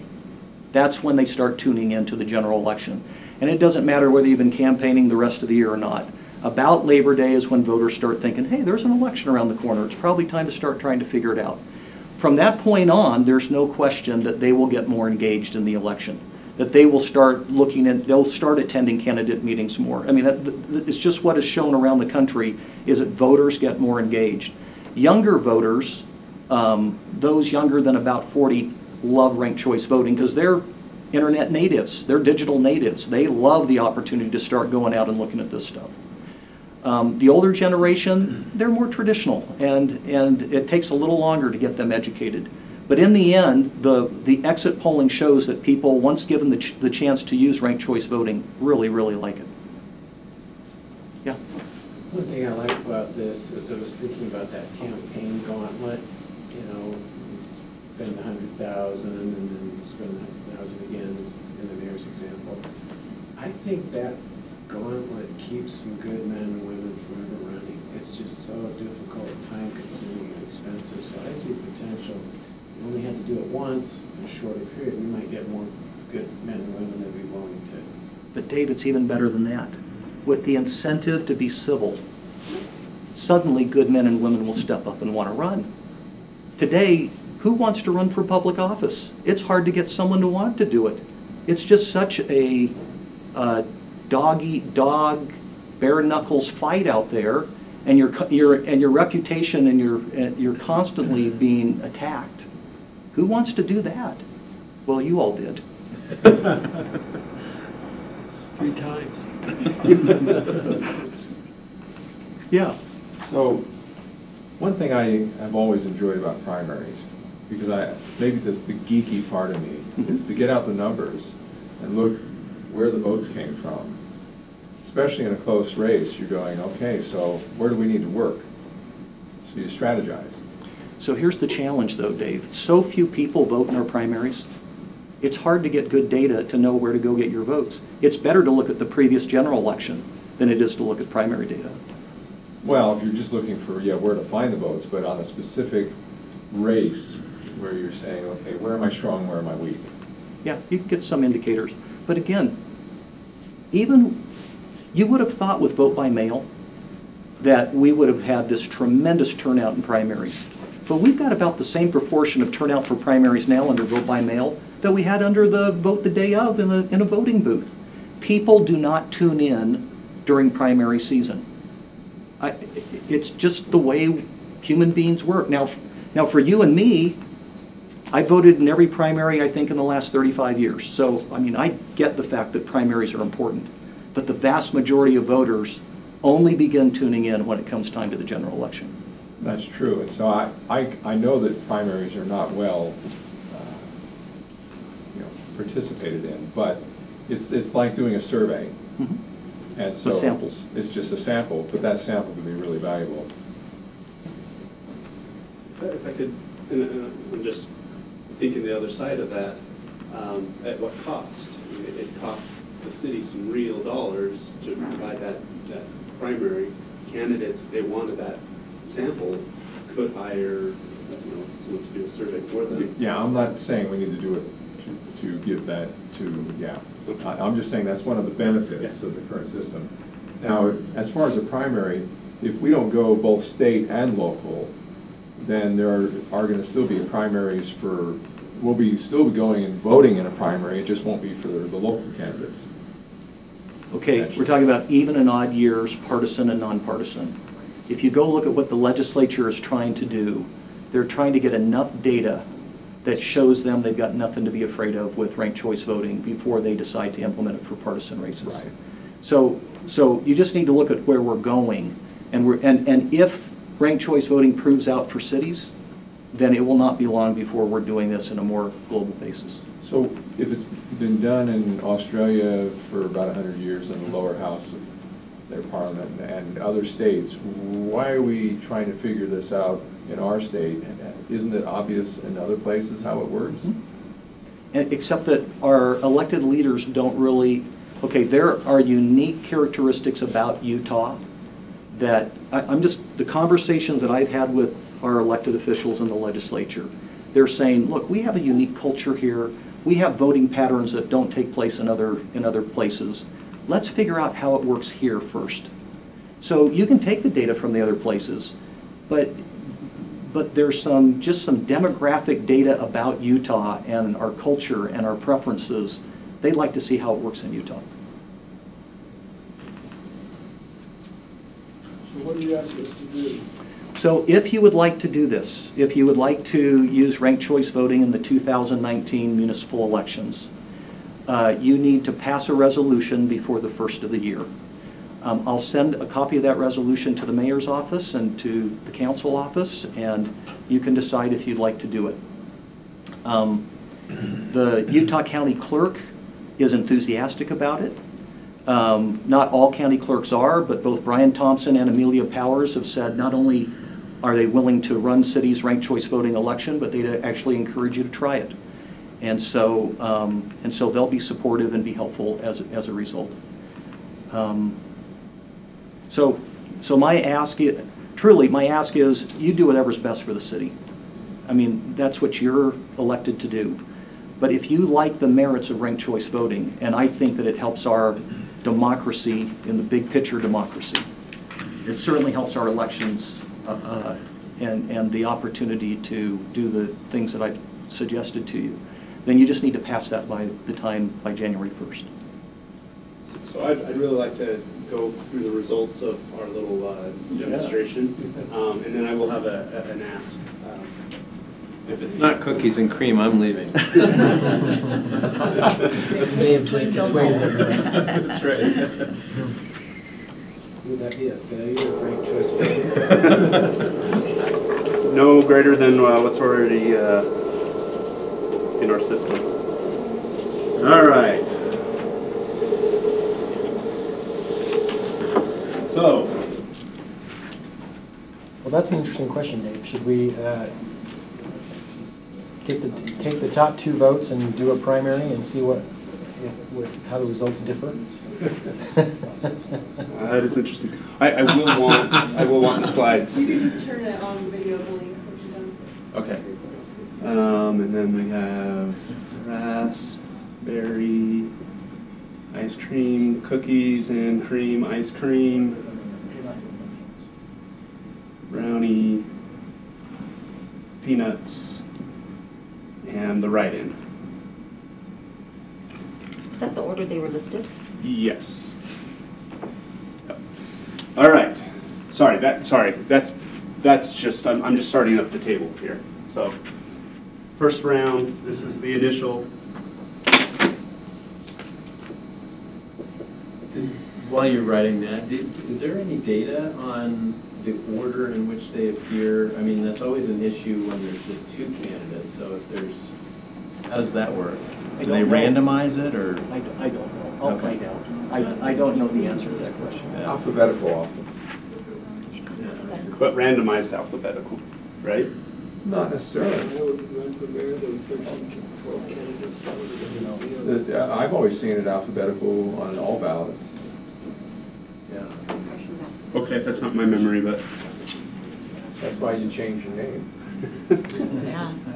Sherry Oliver decided she wanted to use Oliver. Every Oliver.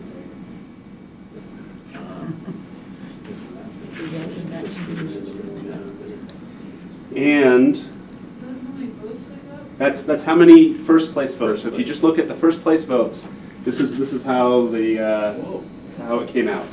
You got 7 numbers up there. You forgot mine. You didn't count one. Oh. I was just trying to rock the boat. All right. Well, I ran all of these, so we're this came in. This was a mail-in that came in after the deadline, unfortunately. You have one too many votes there. You have 7 votes for 6. So what happened with this one is it was a write-in, but it was frozen fruit or something like that. So they did not get the write-in name exactly right. Exactly right. But instead of just throwing it out, we immediately went to their second place vote. So it wasn't a complete waste. But what if it was, they've done something else entirely? That's why it's different. Right. You're going to add George's data so we know what his that favorite wouldn't have been dessert accepted is? anyway. So. Nope. Okay, so with that out, went to strawberry. Oh, sorry. So let me leave that up. Okay, so just resolving that vote. Now strawberry got a second one. So that's kind of the second round. So at this point, the write-in had, well, Peanuts, unfortunately, was, well, fortunately or unfortunately, was eliminated. The write-in was the next lowest. And so for the third round, that vote then goes to, here, goes to raspberry. So raspberry becomes 3. Hey Dave, why did that, are you ranking them? 5? Okay. It's putting the total number of votes down. So why did the one that disappeared go to strawberry rather than the one that got the most votes, brownie? So to go from first to second, this one had an invalid write-in, and so we immediately so you went to their second choice. Looked at their second choice, and it happened to be strawberry. So strawberry, this vote now becomes a vote for strawberry because that was their second choice. Now, the write-in is eliminated, And their vote, their second choice was raspberry. So it goes to here. So fourth, I apologize for my handwriting. Fourth, strawberry gets eliminated.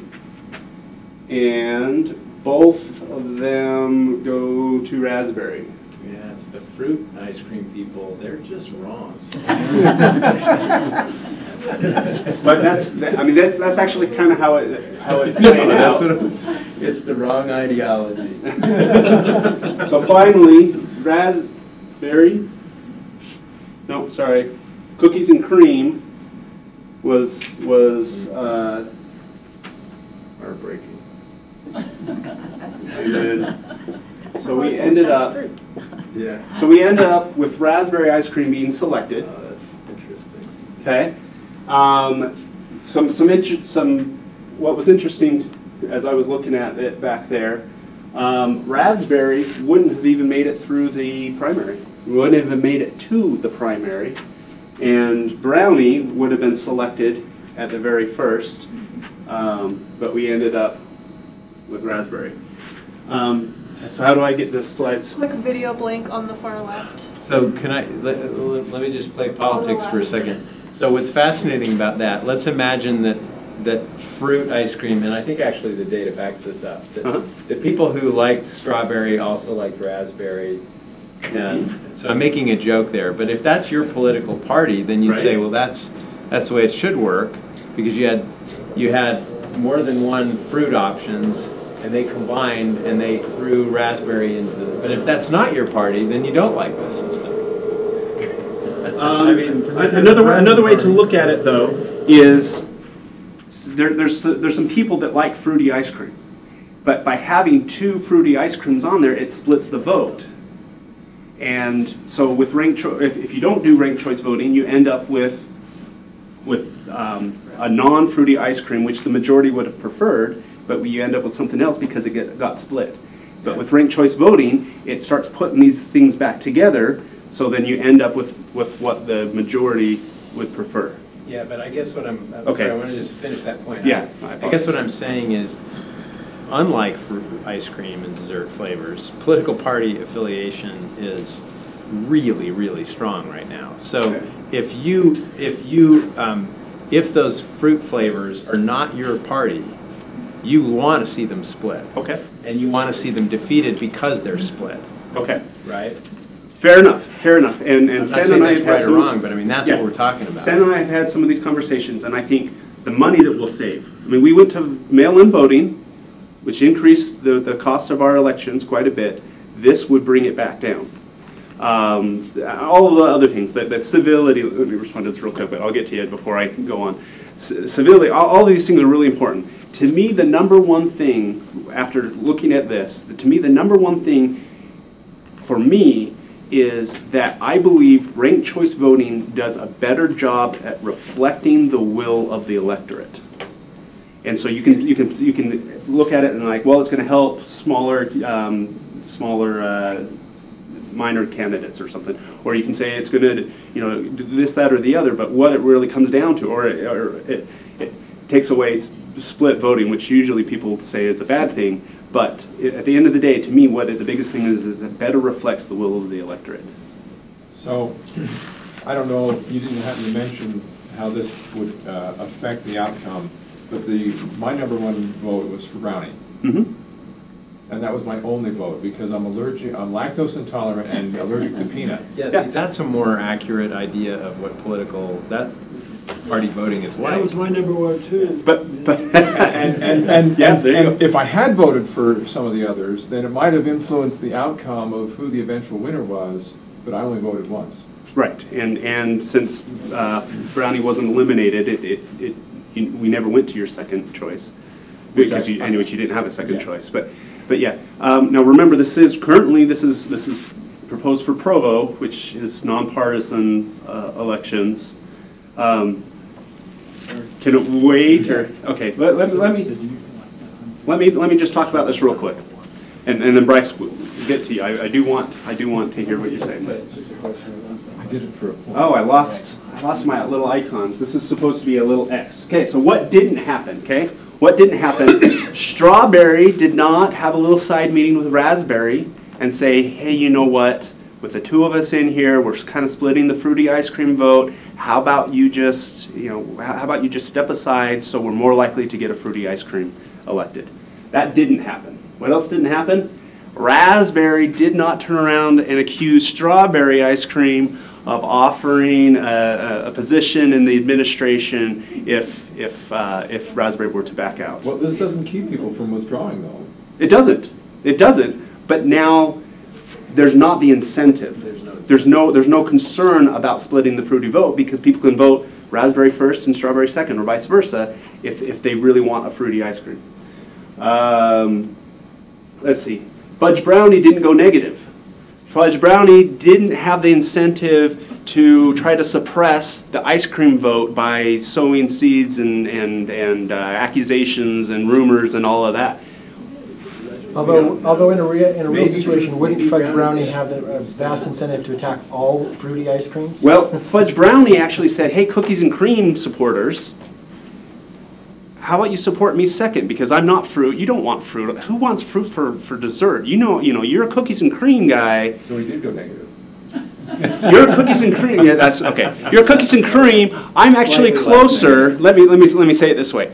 I apologize. I went negative on my campaign, and I apologize for that. But cookies and cream says, or Fudge Brownie goes to the cookies and cream people and say, hey, I'm Fudge Brownie. I'm actually pretty close to cookies and cream. I'm actually closer. So give me your second. I'm not going to try to convince you to not like cookies and cream because hey, that's obviously the best dessert. But it says give me your second vote. Okay, and this was my really awkward try to get at what you were talking about. Maybe we're nonpartisan technically, but everyone knows that there's a big ice cream state, county party, and everyone kind of knows who belongs to it and who's the active members or whatever. So there was no worry that in the back rooms, there was some dealing going on to get all of the the candidates on the same page or whatever. There was no pressure to do that. So what did happen, and these are supposed to be check marks coming up, but didn't have them.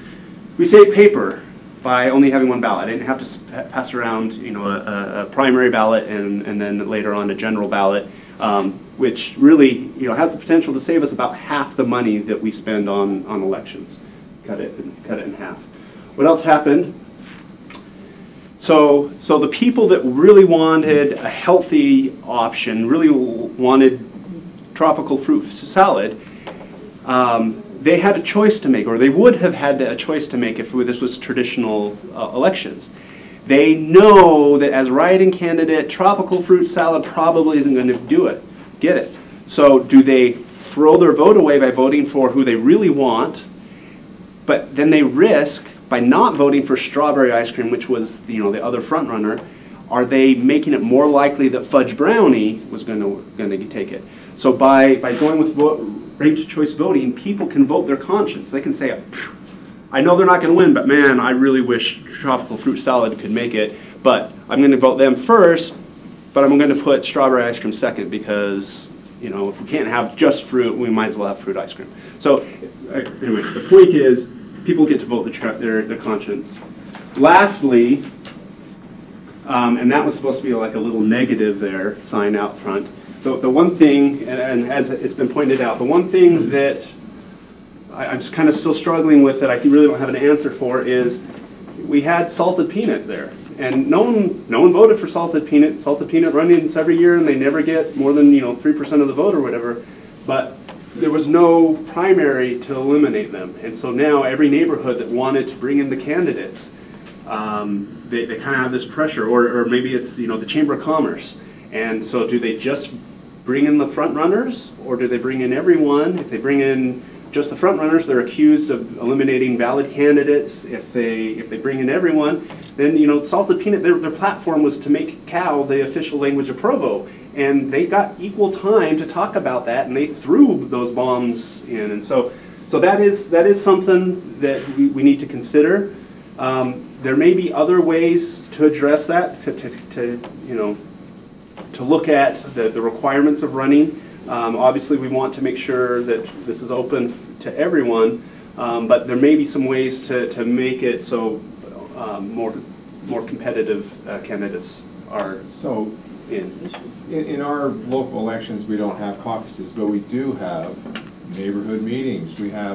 My wife is in the process of setting up a meet the candidates night after the primary, and she's not going to do it before the primary because there's no way you can have that many people all get something to say, and so you wait until it's weeded down to enough people that you can have a meaningful discussion with the remaining candidates. So I've seen that time and time again with neighborhoods. They are not going to invite 20 people to some free-for-all. It's get it down to 2 here and 2 there, and then we can do it. That's a big thing. When I ran for mayor, there were 12 of us. Yeah. That would have been a big issue. Let me go to Bryce. I guess, are you answering? Yeah. Okay, okay. Bryce, we'll get to you in just a second. If you go to these debates, those can't meet the candidate nights, after everybody introduces themselves already, there's not a great dialogue between candidates already. So it just means that you change the format a little bit so that you have maybe candidates breaking up into small groups and you can go to each small group. It's really more about the format of how you do it than it is about whether or not to do it. Okay, thank you. Bryce. My comment is actually from someone online. They asked the question, so if we have 23 candidates, we basically have to allow all 23 candidates. There's no way to get it down to a top 5 with ranked choice voting. That's what I was going to ask. I actually don't know what the state, I haven't looked into it enough, but there is a possibility of having a primary in which the top 5, you basically, instead of going down until you have just one winner, you shrink it down until you have some, whatever predetermined number. Does you have Warren 5. do that with their citywide? I don't believe so. But doesn't that doesn't save the price? That doesn't save the price, yeah. but you do get the other advantages of it. And you're saying that's a hypothetical possibility, but I'm not sure that's allowed under the... That's what I'm saying. I don't know what is allowed at the state and how much latitude we have on flexibility in crafting our own. Is that a possibility, Stan, to have a primary with ranked choice and then move on to the final? Not under the current law. It does happen in some locales, though. Okay. In some places, that's how they have the election methodology. The one approved by the legislature is the one that we've. And there's no way to limit the number in that case, according to the new. No, but there's no way to limit the number today. The primary call is. It does call the herd, but it's done in a way that I would say is less artful than just allowing them all to run. Yeah. Okay. That is all that. Oh, okay. So my ask is, as Mr. Stan Lockhart, thank you. As Mr. Lockhart said, if we want to pursue this next year, we just need to pass a resolution by the end of the year. So my ask is, what is the best way for us to make that decision, whether or not we want to pass that resolution? Kind of what are the next steps? Are there questions that you'd like the committee to look at, or our analysts to look at? Give us a month to sort of think about it, and then let's take a vote. Okay. I think my biggest concern about this, just so it can be addressed, is just the concept of changing people's understanding and educating them. I can see a lot of benefit in this, but I'm used to walking into a voter's booth and writing yes, no, 1 or 2, and not 1, 2, 3, 4, 5, 6. That's the hard part for me to get into my mind. Okay. But I can see some benefit here. Okay. I think we can look at. Okay, sorry. I'll go ahead. Well, I'm in favor of it. I think I'm just my lingering concern is this issue of the quantity of candidates and the bulky awkwardness of trying to hold meaningful debates. I mean, I do find, there's a point at which you want more than a 2-minute soundbite from different candidates, and I think so if there are some proposals, as Stan was describing, for different formats, where you could have more substantive engagement with candidates, between the candidates and the public. I think that would be reassuring. I mean, I think there's a, I don't know what the magic number is, but it seems like there's a point where the numbers could just, and maybe they're not likely to be out of control, but if we had 25 candidates for mayor, which I think is theoretically possible, especially if they know they're going to have this microphone all the way to the end, that kind of makes me a little nervous about. We saw that in the Republican presidential debates. That just became it was a circus. But on the other hand, I think the ranked choice voting suggests that, at least in that case, maybe the outcome would have been different.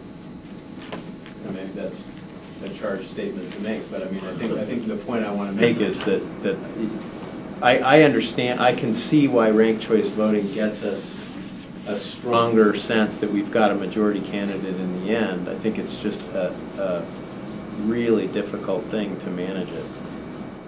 Get that. Hey, go ahead.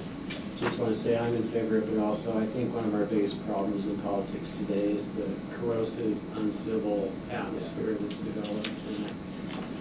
And I'm sure this isn't a magic bullet. We're still elected by human beings and all that, but I do see the potential to really move us in the right direction in terms of a more civil discourse in our local politics. All right, so we'll bring this back in a month, and we can continue sharing. Dave, connect if you'll take a look at some articles you can share with us. You're really good at sharing articles, but continue the dialogue. But maybe in a month we come back and see where we're at and see if we want to pass that resolution. Thank you, Mr. Lockhart. To sign that resolution? I don't know. I don't think so. What was the question? Does the mayor have to sign it? Will it be just a council decision? I think it's the governing body decision, so the council just votes on it in a council meeting. And in the next month, we would love to hear what the administration's position is on it. Oh, and Amanda, so I remember what I was going to say, so give me just another second. We just made the change from in-poll station voting to vote by mail. I would argue that's a pretty big change, but through education efforts and whatnot, we were able to make that transition. And I would actually suggest that ranked choice voting is actually a pretty good companion with mail-in, vote by mail, because it gives you the opportunity to do the time to study if you want. So. If I may, yes, I actually please. attended a presentation on this about a month and a half ago in Goshen, of all places, and found it very interesting. A lot of the concerns the other city recorders have are the results. It's already really hard right now to wait those 2 weeks to get your full results. What will that look like with this? That's just one consideration. Our canvas will look a little bit different. Our election map, someone mentioned they like the election map to go see where you're doing well and where you're not doing as well. That might be a little bit more difficult to display. So there's a few things that I would consider, but I don't think it's something we can overcome. So where would the votes, you get together on election night for a party, but there won't be any results. No, and the results that come out, as this chart showed, the person who was in the lead at the beginning was not the winner. So those results on election night could be completely misleading. Yeah. So you're waiting until the canvas, I think, would be the key. We're kind of doing that now anyway. Can't that be done with electronically with computers? Aren't they able to just get that really quick? And so you the problem I think is that with our mail-in voting, I'm not sure you could count any of the votes until the last vote was in because of the need to eliminate people. You'd have to wait until the very last vote was in. Well, on the other hand, standings in sports, I mean, you would know, the computer would know at what point the lowest candidate can be eliminated, because there's no, with the outstanding votes still to be counted, even if he or she got all of them. But you still have to wait for those to come in because you have to go get their number twos. It would make I see. It's possible You that have to wait. We could count. We're, like you say, we are already waiting. We're getting partial results. We could if you want to do partial results on just what people's first choice is, that could be published, but as you were saying, we're kind of waiting to the end anyways.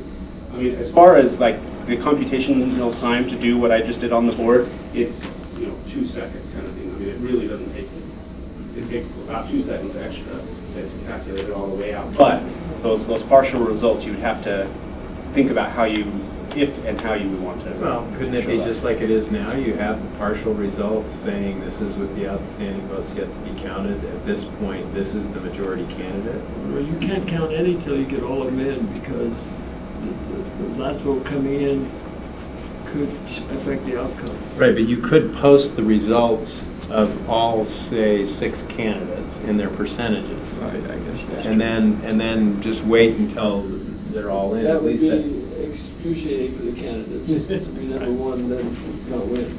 It's like a horse race. First lap, second lap, round and round. Then the winner is by a nose. Okay. Yeah, that's an interesting thing about it. We do not have any request for a closed session. There will be some discussion, but I don't think that we can talk about this as a council because it hasn't been posted. And so, well, I think what you were wanting to ask is you just wanted to have a brief leadership meeting about the process for the meeting tonight, right? yeah, more or less, just so people are aware of, so we know how we're going to have it handle it. If you have any input around that at this point, would you talk to Dave and I? For a few minutes, we're not going to have any meeting. Are we going to have dinner at? We'll have dinner at what It's supposed to be delivered in 1 minute, but we'll see. We got a half-hour delivery time, so. Elizabeth, you're a miracle. So we'll plan on that, but we will have a short meeting just about the process of how we will handle the bond discussion tonight. You'll say that discussion will be with all of the council as well as with the leadership, or? You know what? We didn't. I would like to know what the format is just going in, so I have some idea. Well, I mean, I think that's purely administrative, right? I mean, that's really, I mean, I think we can update you on what that. That's great. We discussed about the process. You want to do that then? Sure. So, what we've talked about previous in leadership, and just correct me if I get any of this wrong, is that Mr. Winterton, because he wrote one of the opinions, the argument for and the argument for. Well, let me back up in case anybody doesn't know this. So, by statute, part of the process for a bond election is to collect 3 arguments. One argument is the argument of the governing body in favor of the bond election, which we approved in the last work session. Then there's another one that's written by, for argument that's written by an eligible voter, that was written by Mr. Winterton and Mr. Fillmore. Is that right? Yeah. He signed it, and there was another person that signed it. Okay. So we have Carl Snow. Was it Carl Snow? Carl Snow and Bill Fillmore. Bill Fillmore, and there was one more. Aaron Taylor. Thank you. Oh, okay. So there were a few people that joined in that one, and an argument against that was also written by an eligible voter. Then each of those 2 got a chance to write a rebuttal after they had seen the other person's the other argument. So who wrote the against? Sarah Acey. I thought it was Ashby. No, Acey. Yeah. And is that available to us? Is that available to the, are either of those statements and the rebuttals available to the public at this point? Not at this point, although it's our plan to read them during the hearing tonight. And I think that they will go in the voter information package. Yes. Yeah, that's the whole point of gathering them, is to put them in the including the rebuttals. Yes, including the rebuttals.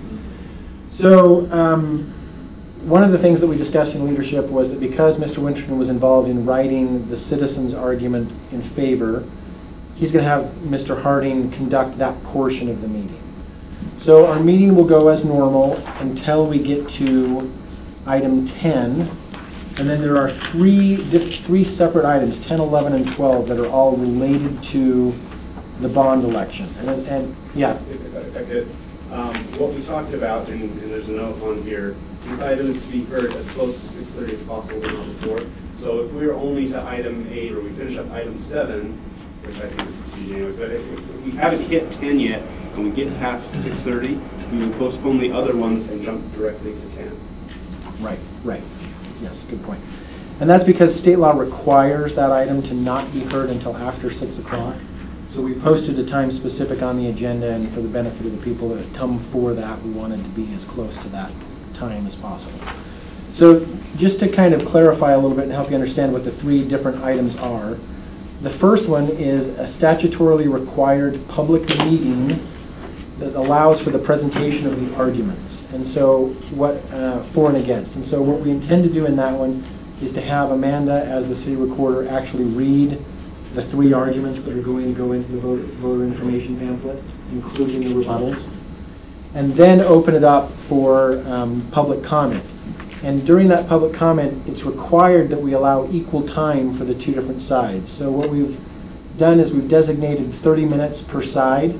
If they don't, but with the, and we're going to announce that the rule is that so 4 is going to go first, and they've got 30 minutes. If 15 minutes in, 30 seconds goes by without anybody coming to the podium, then we're going to cut it off and move to the against. Did we determine the forward go? How did we determine forward go first? Is that because that's the order listed in the statute, and it's not mandatory that that be the order, but that's just the order that they're listed in as far as the presentation. There were some emails that went back and forth earlier today. I don't know if you saw. I didn't see those. It felt like his leadership and the different voices in the room, it seemed like we were leaning towards that. And so Brian asked, like, how do we want to do it? We were copied on that. And I said, well, I'll put out a proposal that let's follow the order that it was in, which is 4 and then against. But I'm open to, you know, I think we're... What we discussed in leadership was that the 2 rational arguments we could come up for about how to choose the order is to either do it for and against, because in the statute when it says you have to give time, it says for and against. So that's a rational basis. The other one we discussed was flipping a coin. I think we'll be strict on when the buzzer goes. Yeah, we're going to be strict on the 2 minutes, and we're going to be strict on the 30 minutes, and we're going to, I think, announce that. Absolutely. Right. If 4 only takes 15 minutes, you have to give 30 minutes to against. Yes, I mean if we announce that we're allowing 30 minutes and 4 only takes 15, we've still got to take the whole 30 from the against. Yeah. But so again, you'll turn off the microphone after 10 seconds after the buzzer goes off. Or? As the buzzer goes off, and I plan on explaining this all and kind of talking about it and say, you know, I don't want to be rude. We need to be respectful, but please be respectful of all of the others in the room, particularly because there's 30 minutes and there may be more than 15 people that want to speak. And so, you know, to keep to the state statute and also to not rob other people of their time, when the buzzer goes off, I'm going to turn off the microphone. And I hate to do that. Please don't make me do that, but I just want to make the expectation very, very clear that... If you make it to it's fine to turn it off, I think. Yeah. And so I'll try to tackle that as it can. So the one tricky thing with that one is under the statute, the only thing that portion of the meeting exists for is to allow the public to speak. It doesn't really talk. It doesn't say anything in the statute about kind of responding to questions or providing additional facts or rebutting things that people have said. And there's a little bit of a concern that if we got all done with that and then everybody started making statements about why they disagreed with things that the public had said, that then sounds like we're now giving more time to the 4. In fact, we shouldn't comment. So my recommendation is we just take the public comment, and when the public comment is over, the agenda item is done, and we move on. Can I make one slight change to that suggestion of the microphone? People, I mean, they can see the timing on the screen, correct? Mm-hmm. A lot of people don't pay attention to that, and I don't mind. Maybe if everyone else feels differently about this, I don't mind giving them 5 seconds after the bell goes off before you cut off the mic, just so you're finish the sentence. Just so they can finish the sentence. But I mean, you could say that in advance. You could say you're going to have 5 seconds to finish your thought after the bell goes off, and I am not going to compromise on those seconds or something like that. Anyway, that would be one. Brian, we talk about, we also have 2 hearings on this, and do we follow the next hearing the exact same way? Or? Right, so I'll get into that. So that's item number 10. Item number 11 is a statutorily required hearing that actually in some ways has nothing to do with the election. It's a hearing that must be held in order to issue the bonds, but when you're having a bond election, you have to hold the hearing before the election. I'm not really sure why, because actually the hearing doesn't make any sense unless the election is successful. So the purpose of that hearing is to hear a presentation on the issuance. Actually, the topic is the issuance of the bonds, how they will be issued, and how bond ratings affect that, and what interest rates are, and things like that. And specifically, the economic impact of the project on the private sector, which I don't know that there's going to be any, because a private sector wouldn't be building a city hall. But so I suspect that the answer to that is none. What about property taxes? That affects the private sector. Well, but it's, I'm going to have to look at the statute again. That's an interesting question. The handout that Elizabeth... It's the economic impact of the facilities, not the economic impact of the issuance of the bonds. So I've interpreted this as meaning that if what you're building, let's say you're building a highway, you're building a rec center. How's that going to affect VASA, right? That's the point of the topic. In this case, if we're building downtown, how will it affect businesses downtown? Okay, that potentially could be a topic, right? And so again, what I've recommended here to Dave in the chair notes is that when we open that up for public comment, that the public be directed that the only thing that public comment will be accepted about is the process of the issuance of the bonds and the economic impact on the private sector of the facilities, and that it's not about whether or not, in fact, again, it presumes that the bonds have been approved for issuance, and so the question of whether they should or shouldn't be approved is irrelevant. And then finally, item number 12 is a resolution that is really not even, again, it's not about the bond, it's about the election process. And so it's a resolution about where the polling places are and that the poll workers are authorized to do their jobs and things like that. And it's not a public hearing, but since our policy is to allow public comment, I anticipate we will allow public comment, but that public comment should be limited to the election process, not to questions about the bond or the city facilities. Does that make sense? Everybody? And what do you do when someone doesn't follow? You just cut them off? So I think what we at least used is I'll explain, this is when you talk about this is when you talk about this is when you talk about this. And I'm going to ask that our big bean lawyer, Mr. Jones over there, object anytime he feels that the comments are straying from what the focus is on the topic at hand. And then I will... You up for that? Sure. Awesome. I mean, I can object. It'll be the chair. It'll be the acting chair's decision. Why not just eliminate the public comment on the third item? We have to do it. That's statute. Well, it's not statute. What it might be, though, I'd have to actually check. I think we ended up adopting it in the handbook, didn't we? Or was that just a policy of the chair last year to take public comment on every item? I'd have to look at the handbook, because it may be that that's entirely discretionary, but it has been our policy for like a year and a half now to take comment on every item.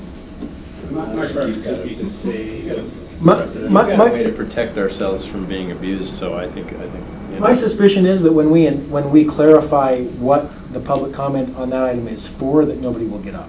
That's what I think too. And I also think that the 30 minutes that we're giving, I think is going to be excessive. I think everyone will be exhausted. All the points will be exhausted. And you're just doing those 2 rounds. Right.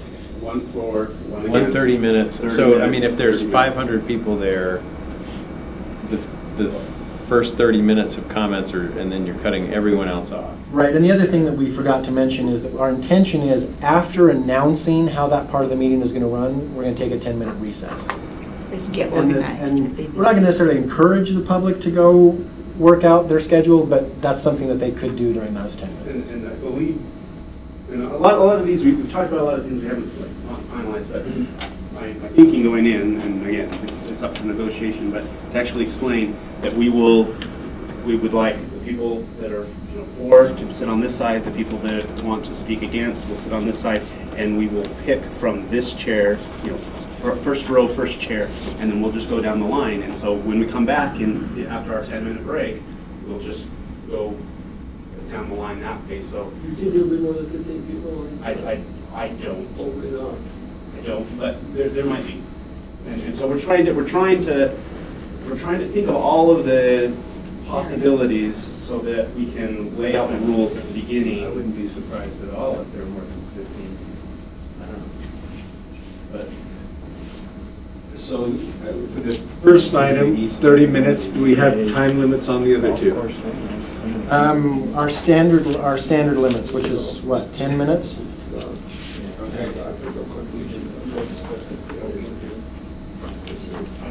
I just can't imagine that we, but I think we should set a limit. What is it? On which one? On the other two. Well, yeah, it's Well, 12 is going to be 10 minutes. 11 is a public hearing, Oh, so you know it. Is that at our discretion? Like what you could do, depending on how the meeting's going at that point, you could kind of say how many people intend to speak to this item, and then you could discuss amongst yourselves as a council if you want to impose a time limit. okay. So, question, in the future, will we have ranked choice voting on bonds? 69, no, 45, 54. Yeah, 69. Oh yeah, the down.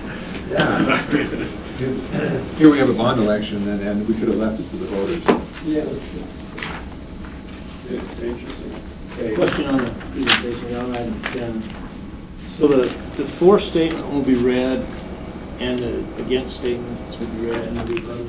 Like, are they going to do all together, like it would be for, against, rebuttal? My proposal was for, rebuttal of the for, against, rebuttal of the against. Was my With the cities before that. Yeah, city statement first, for statement. And then we're going to open up public comment, and only going 30 minutes.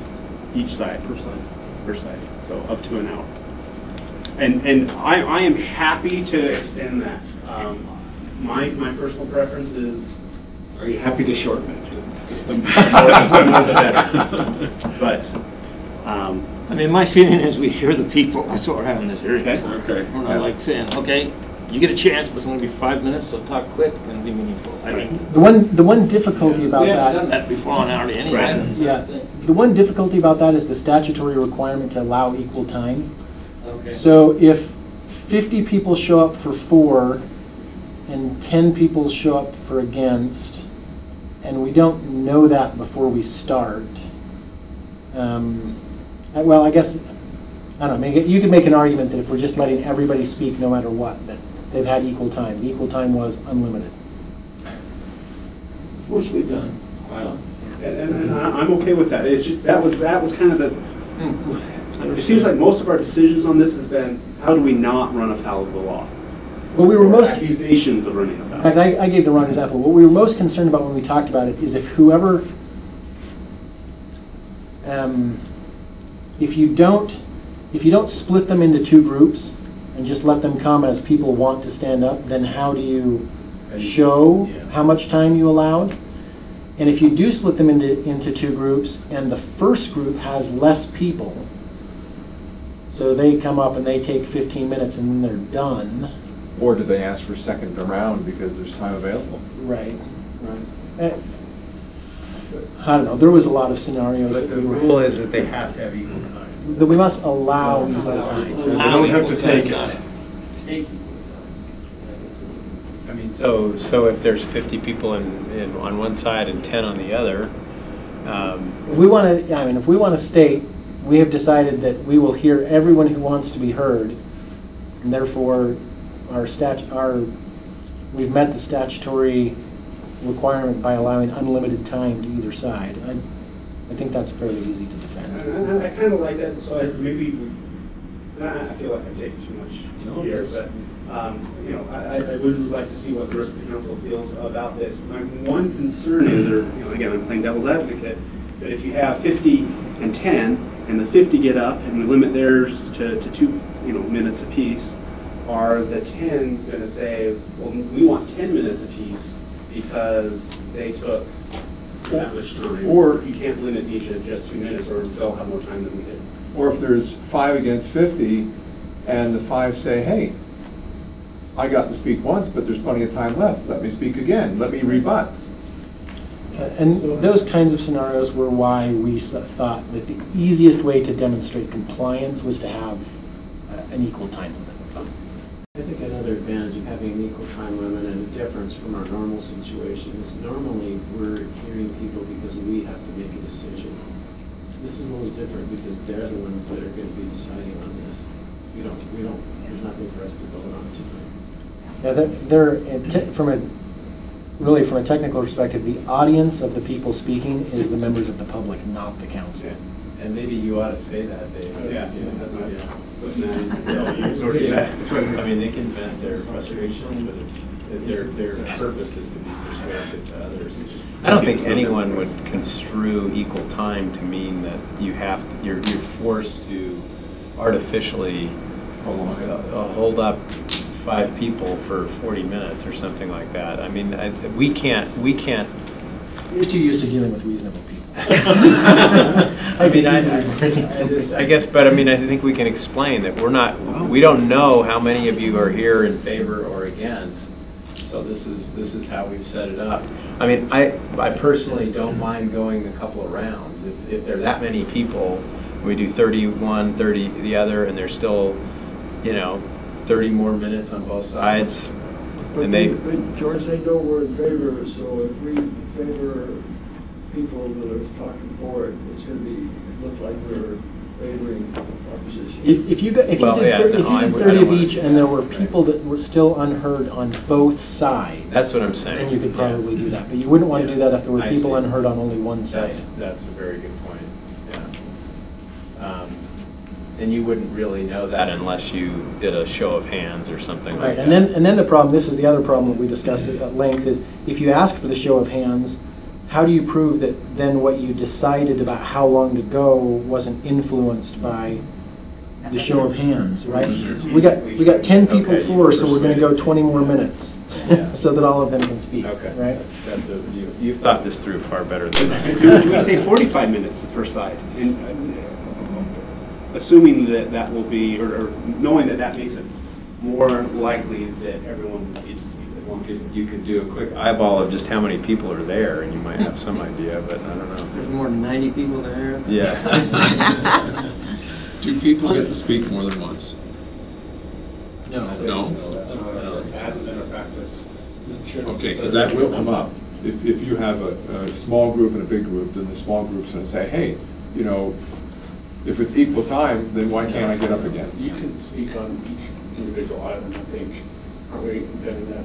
Yeah. To be the case? Yeah. So I said 10 or 12. But it has to be within the scope on what the actual item is. And really, if you're trying to say this bond should be passed or this bond shouldn't be passed, that's item 10. And Dave, you probably said this. As you have the for and against speak, are you alternating some? Did you say that? That's a good question. What was to do it all at once? Was just 30 minutes of for and 30 minutes against. And, I mean, there's lots of different options. That was one of the concerns that if you could do 15, 15, 15, 15. Yeah. We talked about that. That mixes it up a little bit. And then what happens if the first 15 they only use 5 minutes of it? So do they get another opportunity? So if you go 15, 5, and if there's still some that want to speak for it, 15, they just go to 15. What if it's 5, 15, and now?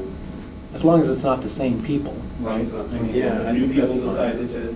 That's a good signal. You can say you have watching it that hey, there are more people here. Each side has up to 15 minutes, and if you don't have enough people to fill those 15 minutes, then we'll go to the other side.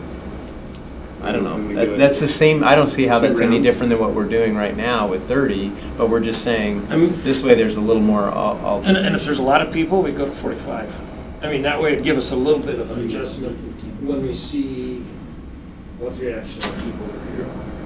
Okay, so can I get a straw poll? Do people prefer 2 sessions of 30 minutes or 2 rounds of 15 minutes? Go to 15. Super cool. I prefer the 15. I was going to bring in my sweater. And I'm not, I like Kay's idea that if it looks like there's a lot of frustration or there's an extra abundance of people there and another 15-minute session on both sides helps to ease that pressure, I don't see any reason why not. Karen, did you want to? I had one thought, which was not everybody is very clearly for or against. Some people just want to say something. So I was wondering how we would incorporate that. I actually liked Kay's idea about just open it up, 2-minute limit per person, no repeats, just trudge through them all. It looks better on our part that we've listened to everybody, get it out there. I mean, but that's me. That doesn't. Well, I just worry that, I mean, it's, the 4 people aren't going to challenge it, right? I mean, our process is going to be challenged by somebody who's against and who's trying to invalidate the process, right? So what I worry about, though, is you do it that way, and 30 people stand up and say for and argue for, and 10 people stand up and argue against, and then they say, look, we're objecting to the process because you should have limited it to 10 people per side. And we've all kinds of defenses about, well, how were we supposed to know that? And we were, you know, I'm not saying that's a winning argument, but that gives them something to latch onto, to say you didn't do it in a way where it was clear beforehand that we were going to have equal time. I'm really concerned about your issue because I think that if we allow more people to talk for it than against, give them more time, I think we're going to be criticized because we're for it. But if you do it by 15-minute segments and they don't have enough to fill the 15 minutes, well, at least we gave them the time. That's true. Just exploring what Karen just suggested. Could we explain, here's the state law. The state law says that we need to give whatever the verbiage is, reasonable, equal time, reasonable time in equal proportions, or whatever it says, and then say, we have decided that how we're going to address that is that we are going to give unlimited time to both sides. Every person can come up, and each person has 2 minutes, and it's equal time because it's unlimited, and we will go until the comments are exhausted. The commenters have all said their piece. You feel okay about that, Brian? Or would you, as an attorney, prefer the 15-15? I think the 15-15 is the more conservative approach that I can't think up an argument to challenge that. I can think up an argument about the other one. I think it's a losing argument, and so if that's the way the council wants to go, I'm supportive of that, and I think I can defend it. But I think it provides a hook, which is my only concern.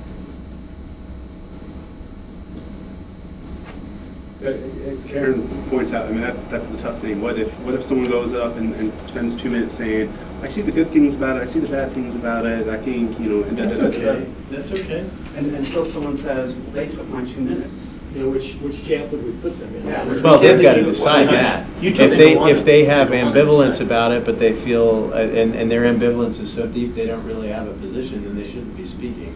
But if they feel ambivalent about it, but they're mostly in favor, and that comes across in the way they give their comments, I think that's perfectly appropriate. I would have liked to have voted for them all, but I'm going to support this. Or I would have, you know, that's going to come out in their comments anyway. But if someone just stands up there and says, I have no idea which side to support, I don't know why they're standing up, because the point is to persuade other people of your perspective. But if we're just concerned of... If it's their 15 minutes, though, they're self-selecting which side they're on, I suppose. That's what I mean. So they're going to have deciding to speak during the 15 minutes for or the 15 minutes against. And you've got to choose which road. Yeah, that's less true. taken. And I'm not saying that.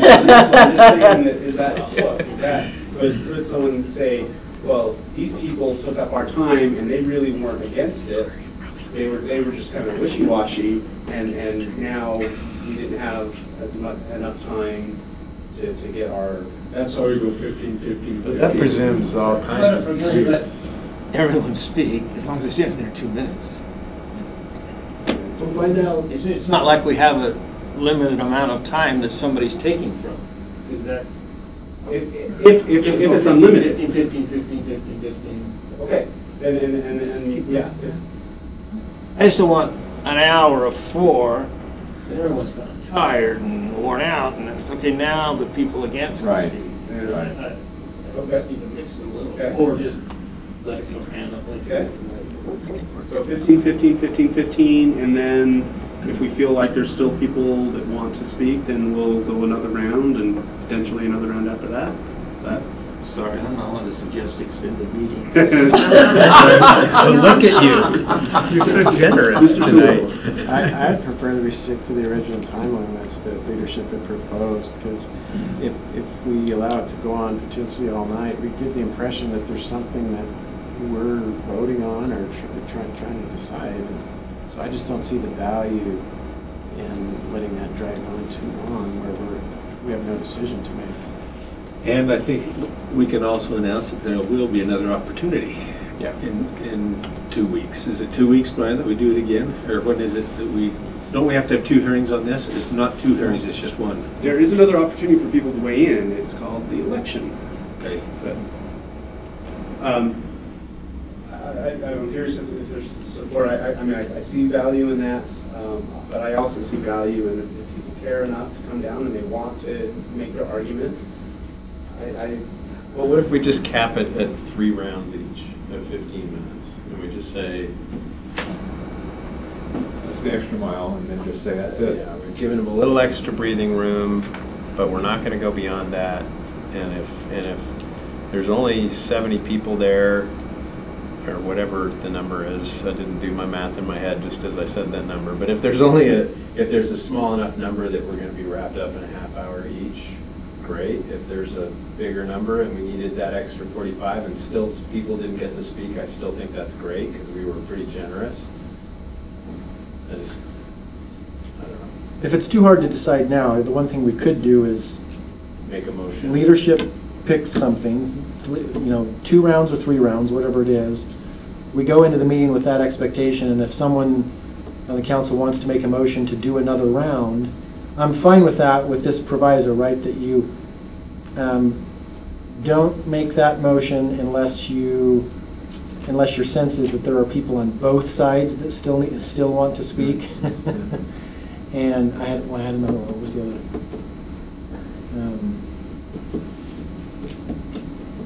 I think it's really important that you don't allow the for or against a lot more time, because there's more people. I think that's problematic. So that's why I think 15 is good. Two rounds, and then this is a third round. All right. Is everyone mostly comfortable, or is most of everyone comfortable? What I'm afraid of is the one side's going to dominate, and I think we need to be prepared for that. And let me propose this too. If we get to some point in the process where somebody is uncomfortable with how the process is going, somebody meaning you? No, I'm saying if one of you is uncomfortable with where we're going and feels like we need to change the direction somehow, don't be afraid to say, Mr. Chair, can we have a 5-minute recess on a point of order instead of hashing this out on the dais. On the dais. Okay, I think we'll adjourn, and dinner is ready in the conference room.